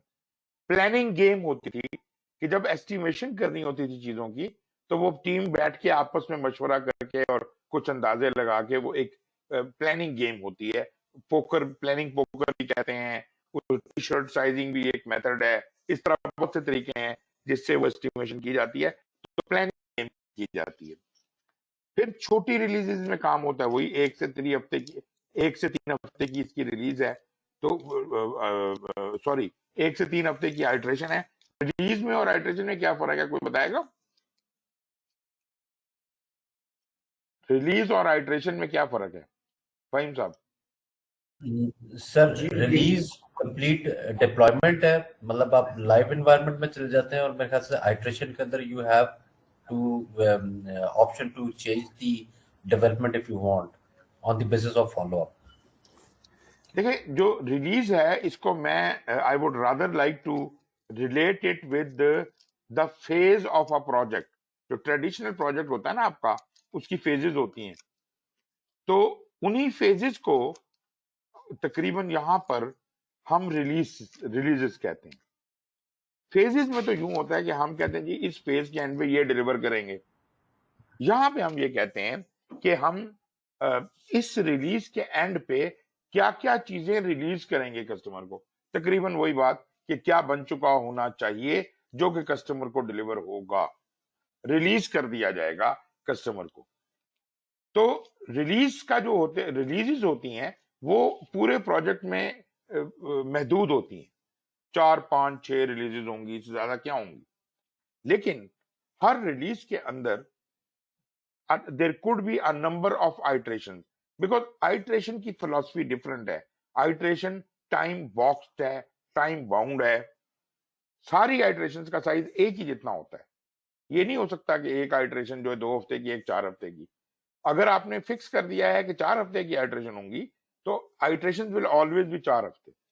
फर्ज करें कि आपकी पहली रिलीज मुकर्रर हुई है 6 महीने की, तो 6 महीने में अगर आपकी 4-4 हफ्ते की आइट्रेशन हैं, तो इसका मतलब है कि 6 आइट्रेशन तो गुजर चुकी होंगी उसमें।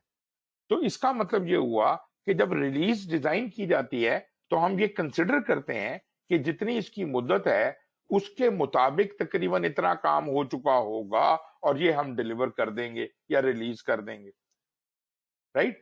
तो ये रिलीज का मतलब होता है कि फिजिकली वो चीज कस्टमर के हवाले कर दी जाती है, लेकिन हर आइटरेशन के एंड में कस्टमर आता है, चीजें चेक करता है, फंक्शन फीचर्स चेक करता है और उनको एक्सेप्ट करता है। इसका मतलब है कस्टमर ने एक्सेप्ट कर लिया, अब उसको भले वो चीज रिलीज हुई है या नहीं हुई है, अब वो इसको चेंज नहीं कर सकता,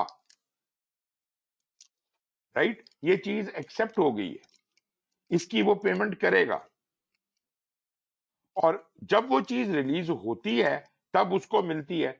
तो इसका मतलब है वो इस चीज के बारे में तब तक नहीं बोल सकता। तो ये जो बीच का टाइम होता है एक चीज को एक्सेप्ट कर लेना और उसके बाद उसका रिसीव होना, उस रिलीज में रिसीव होना, इसके दरमियान के टाइम को अमूमन ब्लैक आउट पीरियड कहा जाता है कि इसके अंदर इस प्रोडक्ट के बारे में या इस फीचर के बारे में हम इसको तब्दील नहीं कर सकते। खैर वो एक अलग क्वेश्चन है। फिर कस्टमर एक्सेप्टेंस टेस्टिंग है, सिंपल डिजाइन। पेयर प्रोग्रामिंग मैंने आपको बता दिया कि ये एक ऐसा तरीका है जिसमें दो प्रोग्रामर एक ही मशीन पे बैठ के मशवरे के साथ प्रोग्रामिंग करते हैं। ये सॉफ्टवेयर इंडस्ट्री में ये बड़ा मशहूर है ये तरीका। फिर टेस्ट ड्रिवन डेवलपमेंट का मतलब है कि जो भी चीज हम करेंगे उसका टेस्ट पहले लिखेंगे और फिर उस टेस्ट के मुताबिक ही एक्सेप्टेंस हो पाएगी। वो टेस्ट अगर पास नहीं होता तो एक्सेप्टेंस नहीं होगी। रीफैक्टरिंग, हम उसके हिसाब से चीजों को बढ़ाते चले जाते हैं, मतलब थोड़ा थोड़ा हम बिल्ड कर रहे हैं चीजें और वो फैक्टर होती चली जाती है। कॉन्टिन्यूस इंटीग्रेशन, जो कुछ अब तक बन गया है उसको इंटीग्रेट करते चले जाते हैं। वो जो भी रिलीज हो रही हैं, जो भी फीचर्स आ रहे हैं उनको हम इंटीग्रेट करते जाते हैं और एक बिगर होल बनता जाता है। कोलेक्टिव कोड ओनरशिप, पहली बात तो ये है कि team is responsible collectively for what they do. और चूंकि हम सॉफ्टवेयर की बात कर रहे हैं तो जो भी सॉफ्टवेयर लिखा गया है वो किसी एक आदमी की ओनरशिप नहीं हो सकता, वो टीम की ओनरशिप होता है। और इसमें कोई कोडिंग के स्टैंडर्ड्स इस्तेमाल होंगे, मेटाफॉर्स होते हैं, सस्टेनेबल पेस रखा जाता है, वगैरह वगैरह।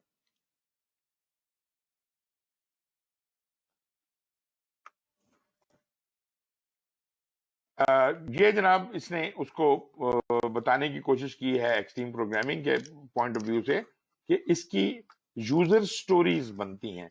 यूजर स्टोरीज असल में क्या है? जी फहीम भाई। ये मेटाफर से क्या मुराद है एग्जैक्टली? सर मैंने मेटाफोर को भी छोड़ा था कि इसको हम बाद में डिस्कस करेंगे, क्योंकि अभी तक आप यूजर स्टोरी को भी नहीं जानते तो मैंने इसलिए इसको छेड़ा नहीं। मेटाफोर को मैं फिर बाद में डिस्कस करता हूँ, लेकिन पहले ठीक है, हम कोई बुनियाद से चल लें। यूजर स्टोरी बेसिकली रिक्वायरमेंट जो होती है आपकी, कस्टमर की जो रिक्वायरमेंट होती है, जैसे कि हमने पहले कहा कस्टमर अपनी रिक्वायरमेंट को बयान नहीं कर पाता। जब वो बयान नहीं कर पाता तो हमें उसकी हेल्प को आना होगा और उसे समझाना होगा कि जी इसका क्या मतलब है और ये कैसे हो सकता है। उसको पता नहीं है ना काम कैसे होना है, तो वो बुनियादी तौर पे उसको एक्सप्लेन नहीं कर सकता। तो रिक्वायरमेंट हम उसको रिफाइन करवाते हैं और इसका एक बड़ा अच्छा तरीका है और वो है कि हम कस्टमर से पूछते हैं कि अच्छा अगर आप मिसालों के जरिए बयान करें कि आपको क्या चाहिए, तो वो एक कहानी की सूरत में अपनी जरूरत का बयान करता है। वो जो कहानी कस्टमर सुनाता है उसको हम कहते हैं एपिक। एपिक का मतलब ये होता है कि अभी ये अनरिफाइंड यूजर स्टोरी है, अभी इसको इसकी सफाई करनी है। ये तो कस्टमर की जुबानी कहानी है ना, हम उसको लिख लेते हैं कि कस्टमर क्या कहानी सुना रहा है। बाद में आके हम उस वो जो जितनी भी एपिक से इकट्ठी हुई होती हैं उनको प्रोडक्ट बैकलॉग में डाल देते हैं। एक यूं समझ लीजिए कि कागज पे लिख कर हमने एक डब्बे में डाल दी सारी एपिक्स। उसके बाद टीम बैठती है और उन एपिक्स का पोस्टमार्टम करती है और जरूरत पड़े तो दोबारा कस्टमर से पास जाके क्लैरिफिकेशन मांग सकती है। वो कहते हैं कि अच्छा, ये तो बड़ा लंबी चौड़ी कहानी बनी हुई है। एक एपिक उठाई ना आपने, आपने कहा इसमें तो 2-3 बातें उसने पूछनी है, 2-3 फीचर्स हैं जो इसके अंदर होने चाहिए। तो आप क्या करते हैं, आप कहते हैं अच्छा ऐसा करते हैं कि इसको ब्रेक डाउन कर देते हैं 3 फीचर्स के अंदर। उस एपिक को ब्रेक करके हम रिफाइन करके 3 यूजर स्टोरीज बना देते हैं उससे, और फिर दोबारा कस्टमर से जाके हम कंफर्म करते हैं कि सर वो जो आपने एपिक दी थी उसको हमने एनालाइज किया और उसमें से ये 3 कहानियां निकली हैं, आप जरा इसको वेट कर देंगे, ये ठीक है, यही चाहते हैं आप। और जब वो कहते हैं हाँ ठीक है, तो इसका मतलब है यूजर स्टोरीज रिफाइन हो गई। ये पहला स्टेप होता है प्रोडक्ट बैकलॉग का रिफाइन होना। पहले जब रिक्वायरमेंट्स आती हैं रॉ फॉर्म में, उनको एपिक्स या अनरिफाइंड यूजर स्टोरीज कहा जाता है, ये रिफाइन नहीं होती। फिर टीम बैठ के जब इसको रिफाइन कर लेती है तो ये यूजर स्टोरीज बन जाती हैं, और तकरीबन हर यूजर स्टोरी किसी एक फंक्शन या फीचर को एड्रेस कर रही होती है। और उसने कहा, जैसे अभी आपको मैंने बताया, कि टेस्ट केस सिनेरियोज भी अभी बना लिए जाएं कि ये जो फीचर है कस्टमर से ये पूछ लें कि अच्छा इसको टेस्ट कैसे करोगे, और उसको लिख लिया जाए तरीकेकार को अभी इसी स्टेज के ऊपर, क्योंकि this will define the acceptance criteria. ये भी हो गया जी। अब जनाब ये जो यूजर स्टोरीज हैं सारी जब मेरे सामने आ गई, सारी जब सब रिक्वायरमेंट्स का पता चल गया, तो नौ जो प्रोडक्ट ओनर है वो अब इस काबिल है, जब उसको पूरे काम का पता चल गया तो अब वो कुछ सलाहियत रखता है कि वो रिलीज प्लान बनाए कि ये प्रोजेक्ट को हम कितने हिस्सों में रिलीज करेंगे, कितने, यूं कह लीजिए कितने फेजेस में रिलीज करेंगे। तो उसे जनरली अंदाजा है कि मेरी जो टीम है वो तकरीबन कितनी कैपेबिलिटी रखती है काम करने की, और 6 महीने में हम कितना कर लेंगे और 4 महीने में कितना कर लेंगे, उसके हिसाब से वो रिलीज के टारगेट्स रखता है। और ये जरूरी नहीं है कि रिलीज का साइज एक जितना हो, कोई रिलीज 6 महीने की होगी, कोई 3 महीने की होगी, कोई 4 महीने की होगी, it is all right, there is no problem with it, because this is just like phases. लेकिन रिलीज प्लानिंग में एक आउटलाइन प्लान जरूर बन जाता है कि हम कब तक क्या डिलीवर करने का टारगेट रखते हैं। तो यहां पे जनाब रिलीज प्लानिंग के हवाले से हम defined task and high level estimate, मोटा मोटा एस्टिमेट हम लगा लेते हैं, सिस्टम मेटाफॉर्स बनाते हैं। मेटाफॉर भी एक तरह के अंदाजे हैं। मेटाफॉर का मतलब है एक तरह के अंदाजे, कहानियां, ये मतलब हम एक बिल्ड कर, जैसे आपको कहते हैं हाइपोथेसिस बनाते हैं आप, तो आप एक हाइपोथेसिस बिल्ड करते हैं कि अगर ऐसा हुआ तो ऐसा होगा, फिर ये ऐसा होगा। उस मेटाफॉर की बुनियाद पे आप अपनी प्लानिंग करते हैं रिलीज की, और उसमें कोशिश हमारी यही होती है कि कीप द डिजाइन सिंपल। असल में एजाइल की चाबी ही ये है, to keep the thing simple. अगर कोई चीज समझ नहीं आ रही या उसके बारे में आपके पास इंफॉर्मेशन अवेलेबल नहीं है पूरी तरह से, और आपको कुछ तजर्बे करने की जरूरत है, तो हम क्या कर सकते हैं कि हम आर्किटेक्चरल स्पाइक के नीचे देख सकते हैं, आप आर्किटेक्चरल स्पाइक्स बनाते हैं। एक स्पाइक एक तरह का स्प्रिंट होती है जिसमें हम एक तजर्बाती चीज करके देखते हैं, ताकि हम अपनी जो अप्रोच डिफाइन करना चाह रहे हैं हम उसको टेस्ट करके देखते हैं, कि तजर्बा करके देखते हैं कि how would it work in real life. तो ये एक तजर्बा होता है, स्पाइक जो होती है एक तजर्बा होता है। और इसके अंदर भी हम इस चीज पे गौर करते हैं कि सिंपल डिजाइन हो, टीम छोटी हो, और जब वो अप्रोच यस और नो प्रूव हो जाता है कि ये सक्सेसफुल है या नहीं है, जो सक्सेसफुल होती है तो फिर हम उसको अपनी रिलीज का हिस्सा बनाते हैं। और अगर आर्किटेक्चरल स्पाइक तो ये हो गई कि डिजाइन करते हुए हमें किसी चीज के बारे में इबाम है और हम उस आइडिया को टेस्ट करने के लिए एक छोटा सा तजर्बा करके देखते हैं। इसी तरह जो रिस्क आते हैं आपके प्रोजेक्ट में, उन रिस्कों को भी डील करने के लिए हम स्पाइक्स बिल्ड करते हैं। वो आर्किटेक्चरल स्पाइक्स नहीं है, वो जैसे जैसे हम चीजों को डिजाइन कर रहे होते तो उस रिस्क की मिटिगेशन कैसे होगी, क्या हिसाब किताब होगा, ये स्पाइक है। एनीवेज जब ये रिलीज प्लान फाइनल हो जाता है तो फिर हम टीम को बुलाते हैं, उसे कहते हैं जी इसको प्रायोरिटाइज करो। प्रायोरिटाइज करते हैं तो हाई वैल्यू आइटम्स ऊपर आ जाते हैं। फिर हम उन्हें कहते हैं कि अच्छा भाई टीम, अब तुम्हारी पहली आइटरेशन शुरू हो रही है, तुम लोग फैसला करके बताओ कि ये जो 150 काम पड़े हुए हैं बैकलॉग के अंदर, in sorted order according to value, आप टॉप से कितने काम उठा के ले जाओगे, ले जाना पसंद करोगे पहले 4 हफ्तों में करने के लिए, पहली आइटरेशन में करने के लिए 2 हफ्ते या 4 हफ्ते, तो इनकी 2 हफ्ते की आइटरेशन यूजुअली होती है, तो इन 2 हफ्तों में आप कितना काम कर पाओगे।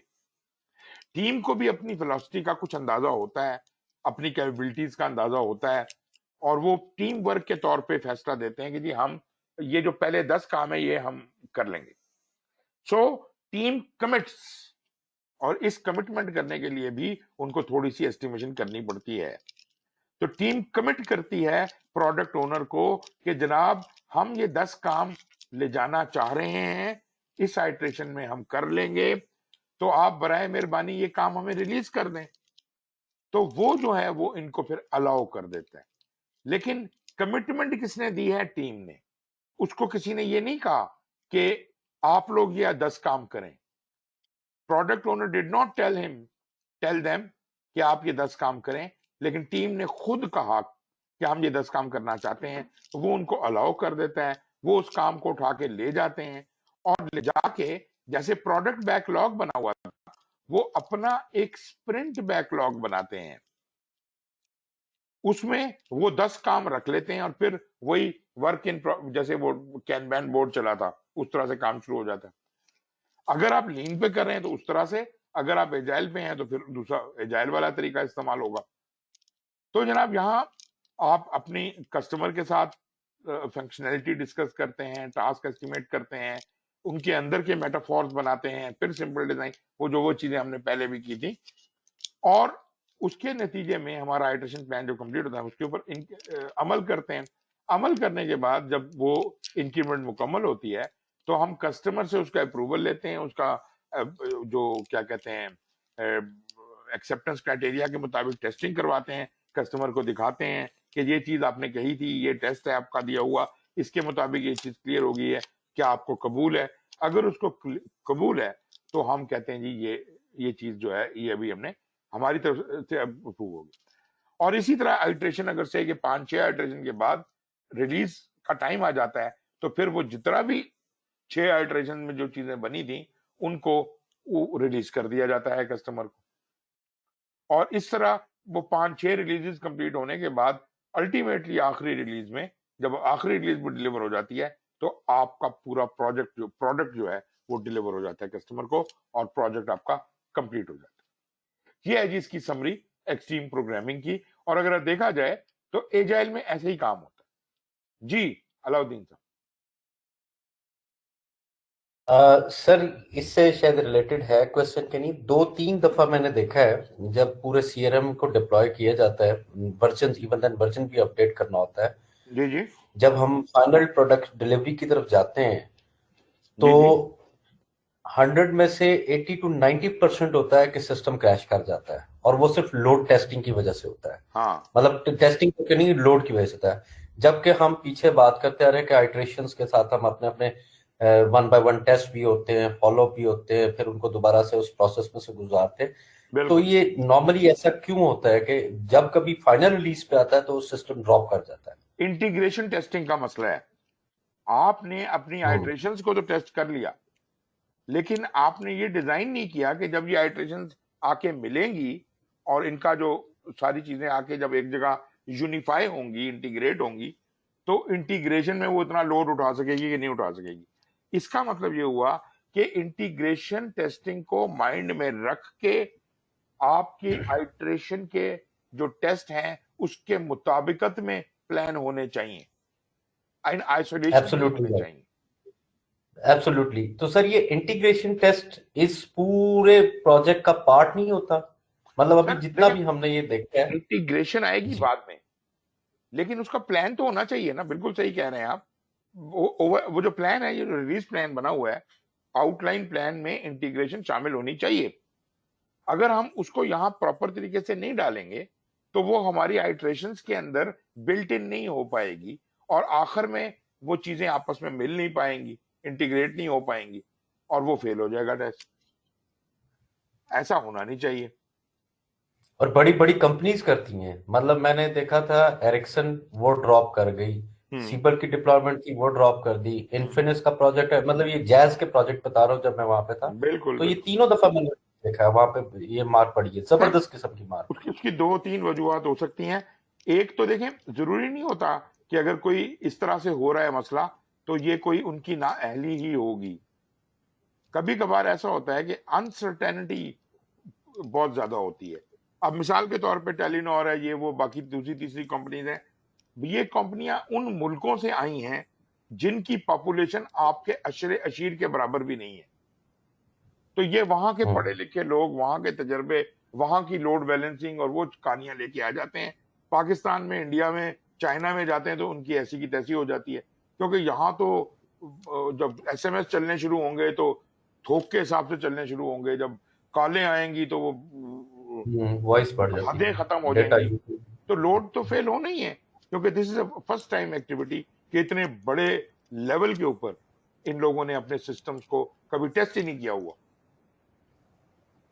ये ये वजूहत है। वजह होगी। मशीनें डिजाइन ही उस हम्म। तरह से हुई नहीं है ना, उनके हिसाब से, उनके लैंड के हिसाब से। मेरा मतलब है हमारा जबकि सर तैयारी काफी ये है।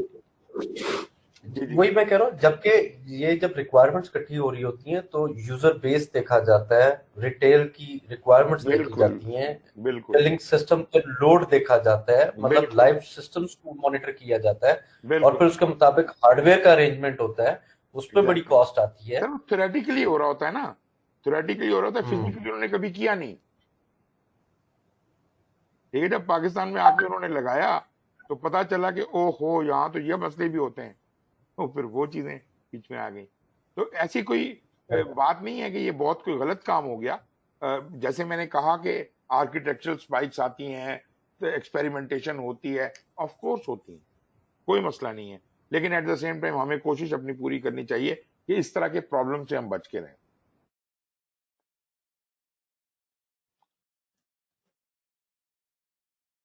अच्छा जी। तो स्पीच प्रोग्रामिंग के अंदर जो कोर प्रैक्टिसेस हैं, जो गेम वगैरह मैंने आपको बताया, ये कुछ चीजें हैं अपने आप नॉलेज के लिए, आप इनको देख लीजिए। इस वक्त इनका इतना ज्यादा इनको समझना या डीप में जाना जरूरी नहीं है। पेयर प्रोग्रामिंग सिर्फ एक्सट्रीम प्रोग्रामिंग में होती है। फिर जनाब रिफैक्टरिंग भी इसी इन्हीं की टर्म है। कॉन्टिन्यूस इंटीग्रेशन तो खैर चले मानते हैं, वो हमारे पास प्लानिंग गेम हर जगह इस्तेमाल होती है। बाकी सब चीजें तकरीबन सब जगह इस्तेमाल होती हैं। लेकिन जो चीजें स्पेसिफिक टू सॉफ्टवेयर डेवलपमेंट है और स्पेसिफिक टू एक्सट्रीम प्रोग्रामिंग है, वो आप जरा इग्नोर कर सकते हैं फॉर द टाइम बिंग, कि ये सिर्फ यही इस्तेमाल होती है। जी मैं इसको स्किप कर रहा हूं, मैं अगले अगले मेथड की तरफ जा रहा हूं।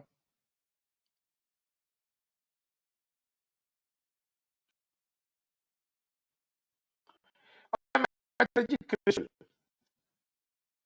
क्रिस्टल बड़ा मशहूर मेथड है, बड़ा इस्तेमाल हुआ, लेकिन अ, ये एक खास इंडस्ट्री सॉफ्टवेयर डेवलपमेंट के हद तक तो पॉपुलर रहा, लेकिन आजकल के मॉडर्न मेथड्स में इसका बहुत ज्यादा जिक्र नहीं आता। क्रिस्टल मेथड का सिर्फ एक खसूसियत थी कि जहां हम बाकी मेथड्स में कहते थे कि टीम का साइज छोटा ही होना चाहिए, तो क्रिस्टल ने एक ऐसा तरीका दिया कि वेरियस, मतलब जरूरत के मुताबिक जितना बड़ा काम है उसके हिसाब से उतनी बड़ी टीम होगी।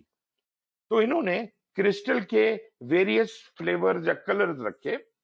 क्रिस्टल क्लियर सबसे लाइट वेट सिस्टम था, जो बहुत ही छोटी सी टीम के लिए बनाया गया था। क्रिस्टल येलो जरा उससे ज्यादा नंबर ऑफ पीपल के लिए बनाया गया। फिर क्रिस्टल ऑरेंज, क्रिस्टल रेड, और भी बहुत से क्रिस्टल हैं।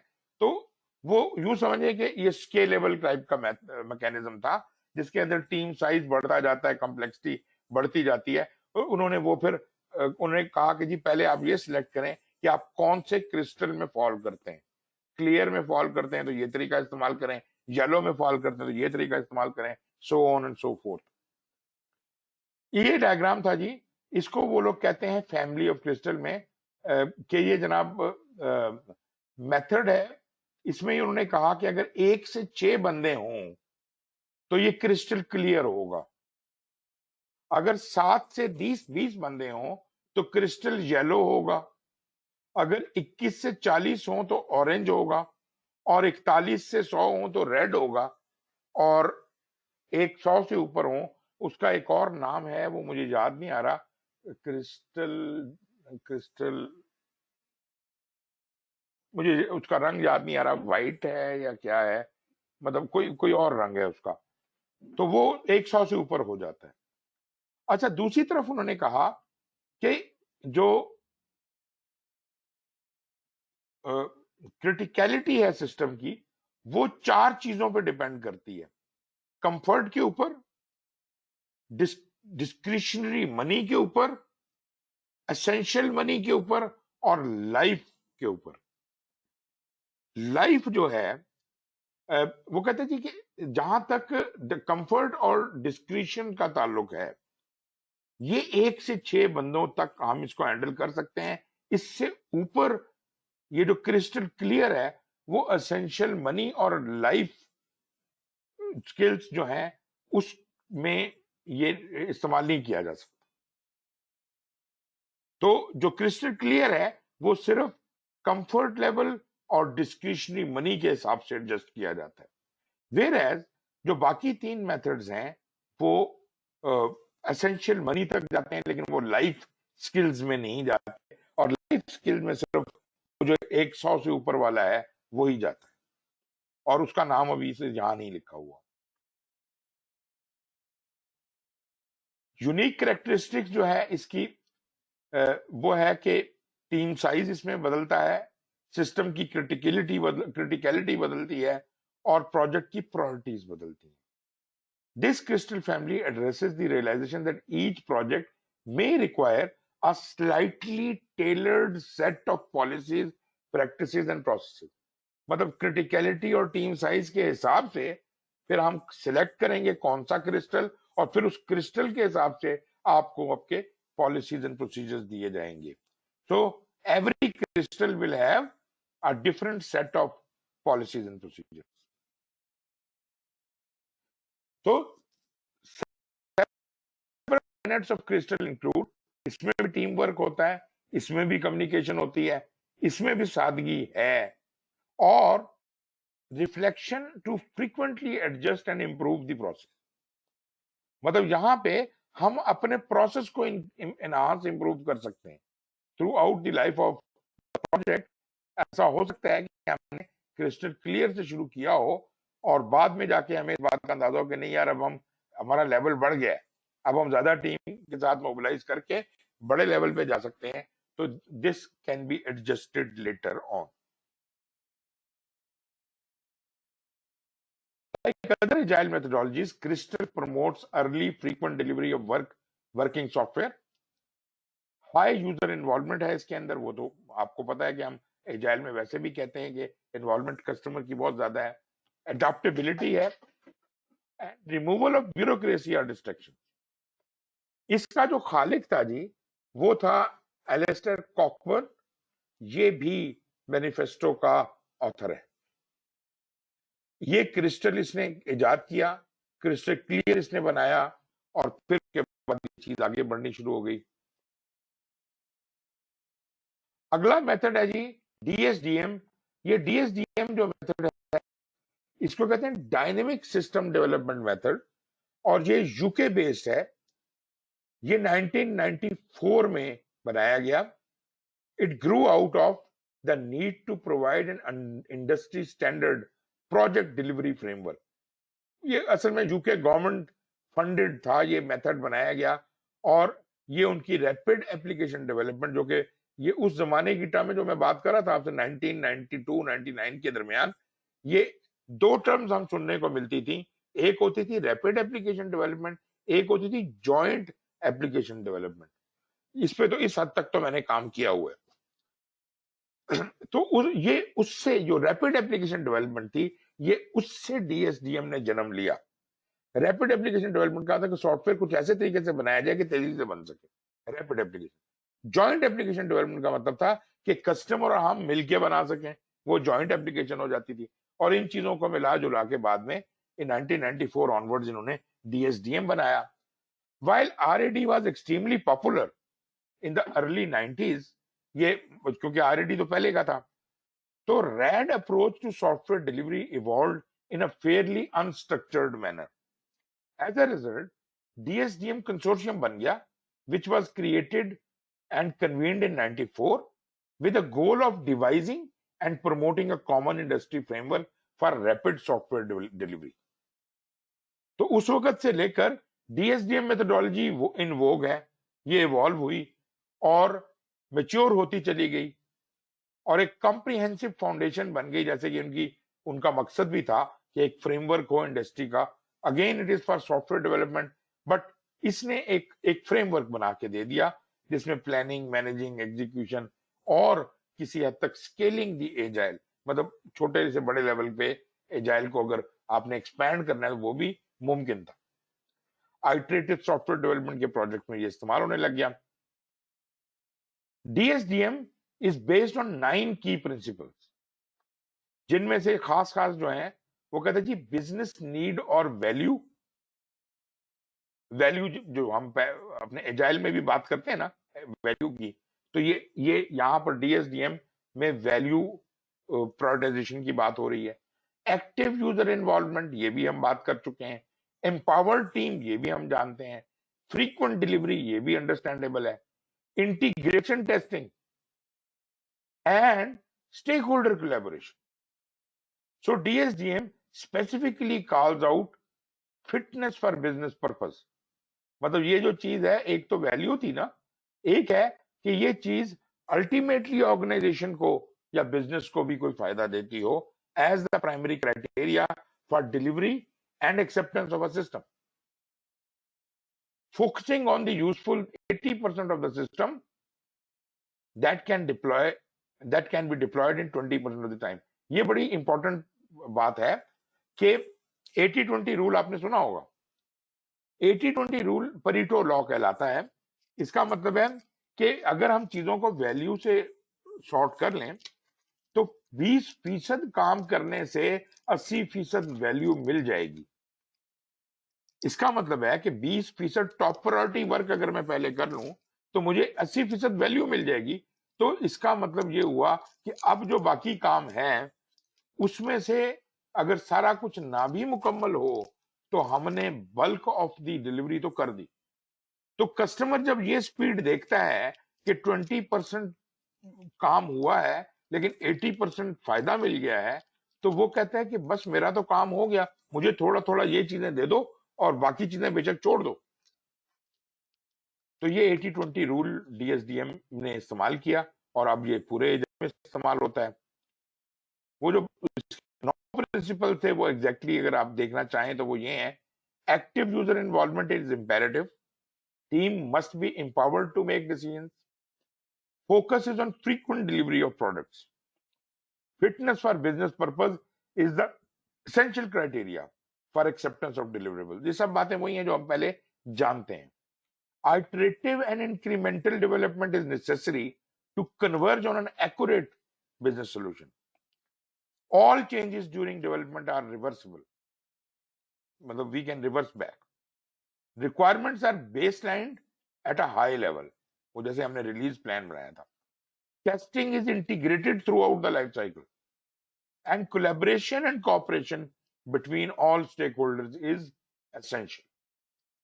ये जनाब इसके 9 प्रिंसिपल हैं डीएसडीएम के।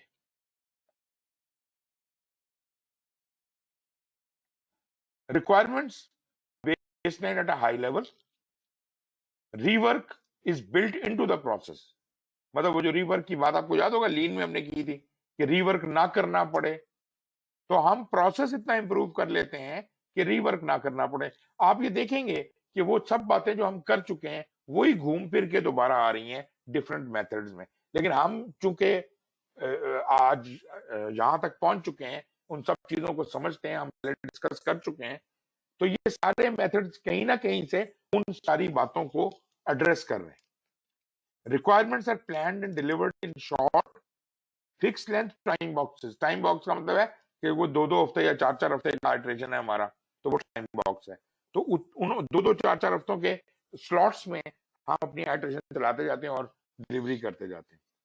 फिर डीएसडीएम ने ये कहा कि प्रोजेक्ट जो डीएसडीएम प्रोजेक्ट्स हैं उनको प्रायोरिटाइज किया जाए मॉस्को रूल के मुताबिक। I hope MoSCoW rule is understood to you, आपने जरूर सुना होगा। इसमें से अगर मॉस्को में से ओज जो है उसको एलिमिनेट कर दें तो we are left with M, S, C and W. वो कहते हैं जब सारी रिक्वायरमेंट्स आपके पास आती हैं तो उनको छांट लें। ये एक तरीका है, और भी तरीके हैं। ये एक तरीका है, मॉस्को छांट लें और उसमें सबसे पहले वो चीजें अलग कर लें जो कि लाजमी है, मैंडेटरी है, मस्ट हैव रिक्वायरमेंट, इनके बगैर तो काम नहीं चलेगा। दूसरे नंबर पे उन चीजों को रखें which should have if at all possible. मतलब मस्ट हैव रिक्वायरमेंट्स तो वो हैं जिनके बगैर काम ही नहीं चलेगा। शुड हैव का मतलब है कि अगर मुमकिन हुआ तो हम ये कर लेंगे। कुड हैव का मतलब है could have but not critical, अगर हो गया तो हो गया, नहीं तो रहने दो।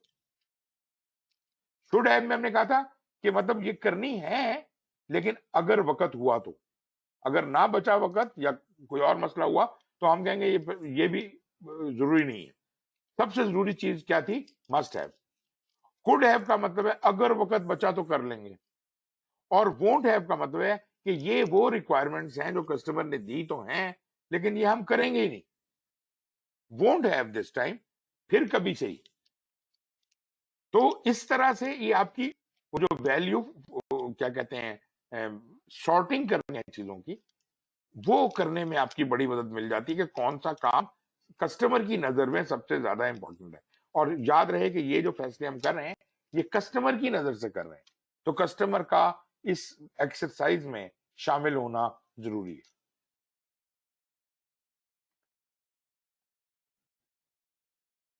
फिर वो कहता है जी all critical work must be completed in a DSDM project. It is also important that not every requirement in a project or time box is considered critical. Everything is not critical. ठीक है जी। तो जो चीजें critical हैं, जो high value items हैं, उनको हम पहले करने की कोशिश करते हैं। Within each time box less critical items are included, रखे जाते हैं कुछ ना कुछ, so that if necessary they can be removed to keep from impacting higher priority requirements on the schedule. DSDM का जो फ्रेमवर्क है is independent of and can be implemented in conjunction with other iterative methodologies. Extreme programming हो गई, ये rational रोज हो गया, कोई भी चीजों के साथ कुछ मिला जुला के भी इसको इस्तेमाल किया जा सकता है। लेकिन फिर मैं वही बात करूंगा, ये वो मेथोडोलॉजीज हैं जो अब बहुत ज्यादा इस्तेमाल नहीं होती। डीएसडीएम अभी भी इस्तेमाल होती है यूके में, लेकिन सॉफ्टवेयर इंडस्ट्री में होती। खैर जी, ये उसका एक छोटा सा मॉडल है, कैसे ये काम करता है, फिजिबिलिटी होती है, उसके बाद फंक्शनल मॉडल बनता है, फिर जनाब डिजाइन बनता है, फिर उसकी इम्प्लीमेंटेशन होती है, और अगर कंप्लीट हो जाए, सब कुछ ओके हो जाए तो पोस्ट प्रोजेक्ट रिव्यूज होते हैं, नहीं तो एक नई फिजिबिलिटी बनती है और ये साइकिल चलती रहती है। ठीक है जी। खैर, तो ये तो डीएसडीएम के हवाले से बात होगी। फिर जनाब एक और इससे मिलती जुलती चीज है, जैसे डीएसडीएम था, वो जो डायनेमिक सिस्टम था, यहाँ पे फीचर ड्रिवन डेवलपमेंट, जो हम वो कह रहे हैं ना यूजर स्टोरीज दरअसल तो फीचर ही है ना, लेकिन जब वो यूजर स्टोरी नहीं होती थी तो उसको हम फीचर कहते थे, फीचर ही कहते थे, और फीचर पे फोकस होता था। तो ये एक मेथड था जो फीचर ड्रिवन डेवलपमेंट की बात करता था, originally developed by Jeff DeLuca, और इसमें ये बहुत से लोगों के नाम है, और ये सारे के सारे जो नाम है ये भी एजाइल मैनिफेस्टो के खालकों में से एक है। ये जो है ना डेलुका, इसने ओओडी वाला भी प्रिंसिपल बनाया, थॉट लीडर पीटर कॉर्ड के साथ मिलके।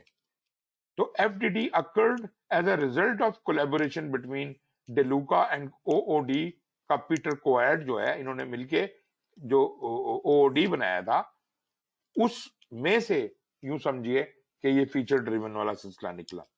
Feature driven delivery is a model driven short iteration process, begins with establishing an overall model shape, उसके बाद it continues with series of वही 2 वीक्स के इसके आइटरेशन है, जिसके अंदर उन 2 वीक्स के अंदर वो फीचर ड्रिवन है ना, तो इसका काम करने का तरीका भी वही है। पहले फीचर को डिजाइन करो, फिर फीचर को बिल्ड करो, फीचर को डिजाइन करो, फीचर को बिल्ड करो। तो फीचर के ऊपर ही फोकस करके कहानी आगे चल रही है।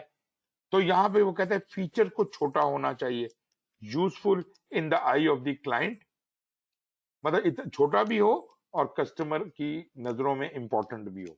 मस्ट वाली बात, वो जो मॉस्को में हमने कहा था मस्ट है, तो उसके लिए इंपॉर्टेंट हो।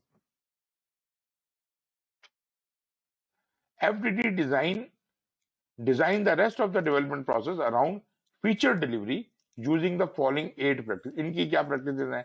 अब मैं ये नहीं कह रहा कि आप इनको फॉलो करें या याद रखें, कोई जरूरत नहीं है, सिर्फ इतना पता नहीं है FDD कोई चीज थी और बेसिकली आपको इसका अंदाजा होना चाहिए FDD का मतलब क्या था, मोटा मोटा, ठीक है जी। इसी तरह TDD है, फिर वो DSDM है। I don't expect that you will remember everything, I just expect कि आपको बस हल्का सा दिमाग में आइडिया होना चाहिए कि ये क्या चीज है।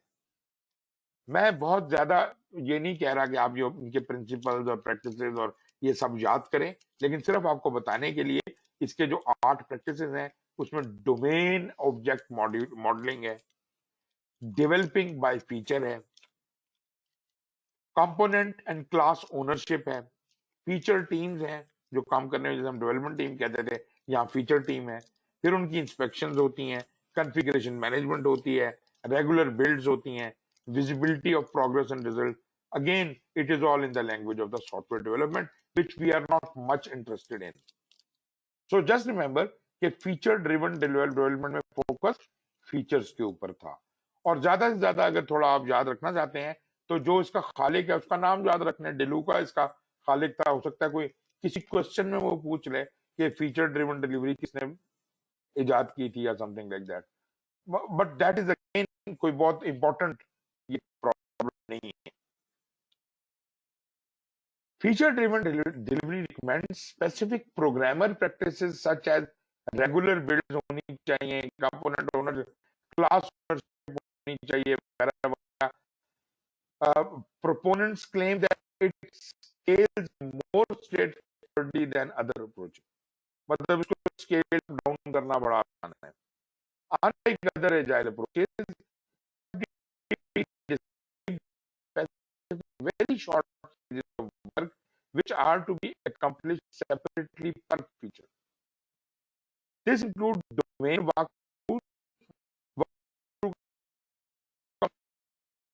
टाइप होती है कि आप काम कर रहे हैं, दूसरा बंदा उसको देख रहा है, तो वो वॉक थ्रू करता है, देखता है कि कैसे आप काम कर रहे हैं। डिजाइन डिजाइन की इंस्पेक्शन है, कोड है, कोड की इंस्पेक्शन है, और प्रमोट टू बिल्ड, मतलब हर चीज पे फोकस है। किया फिर डिजाइन बनाया, तो डिजाइन का आपने कोड बनाया, कोड की इंस्पेक्शन कराई, मतलब फिर promote to build. Notion of domain object modeling is increasingly interesting outside the FDD community following the success of Eric Evans' book Domain Driven Design। मतलब इसी से FDD से DDD भी निकला, बहुत सी इसकी शाखें हैं। फीचर ड्रिवन से फिर डोमेन ड्रिवन डिजाइन भी निकला। फिर आ जाते जी स्क्रम। मेरा ख्याल है स्क्रम को हम पहले डिस्कस कर भी चुके हैं, लेकिन मैं अगले दिन कल इसके ऊपर मजीद फोकस कर लूंगा। मेरा ख्याल है major portion of the work जो है वो हमने इसमें से निकाल दिया। लेट मी सी कि हमने कहां तक पहुंचे हैं हम अभी।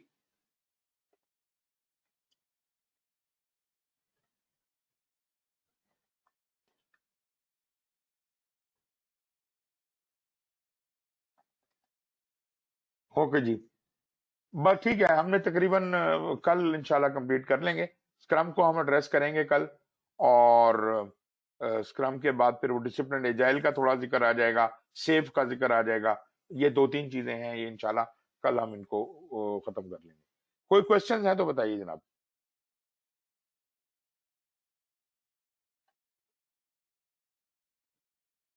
जी सर ये जो अपने डिफरेंट जी जी जी जी सर जो डिफरेंट मेथोडोलॉजीज बताइए, जैसे भी आपने बताया कि इनको ज्यादा डिटेल में पढ़ने की जरूरत नहीं है, इनका बस बेसिक्स हमें पता होने चाहिए कि किस तरह की आपको इसका नाम पता होना चाहिए, ब्रीफ डेफिनेशन जी जी और खालिक का नाम। इसके अंदर के प्रिंसिपल्स और ये वो बहुत ज्यादा तफसील में जाने की जरूरत नहीं है, रीड थ्रू कर लेंगे तो काफी होगा। जी ठीक है ना जी, क्योंकि ये चीजें हमने करनी तो है कोई नहीं, ये तो हिस्टोरिकल डाटा है, तो हिस्टोरिकल डाटा के बारे में एग्जाम में कुछ थोड़े बहुत क्वेश्चन आ सकते हैं। गॉट इट जी? जी सर। चलें जी, अगर और कोई क्वेश्चन नहीं है तो thank you very much for your cooperation and for Thank you, your sir. Attendance. See you next time, कल इंशाल्लाह इसी टाइम। अस्सलाम वालेकुम। थैंक यू जी। Thank you very much.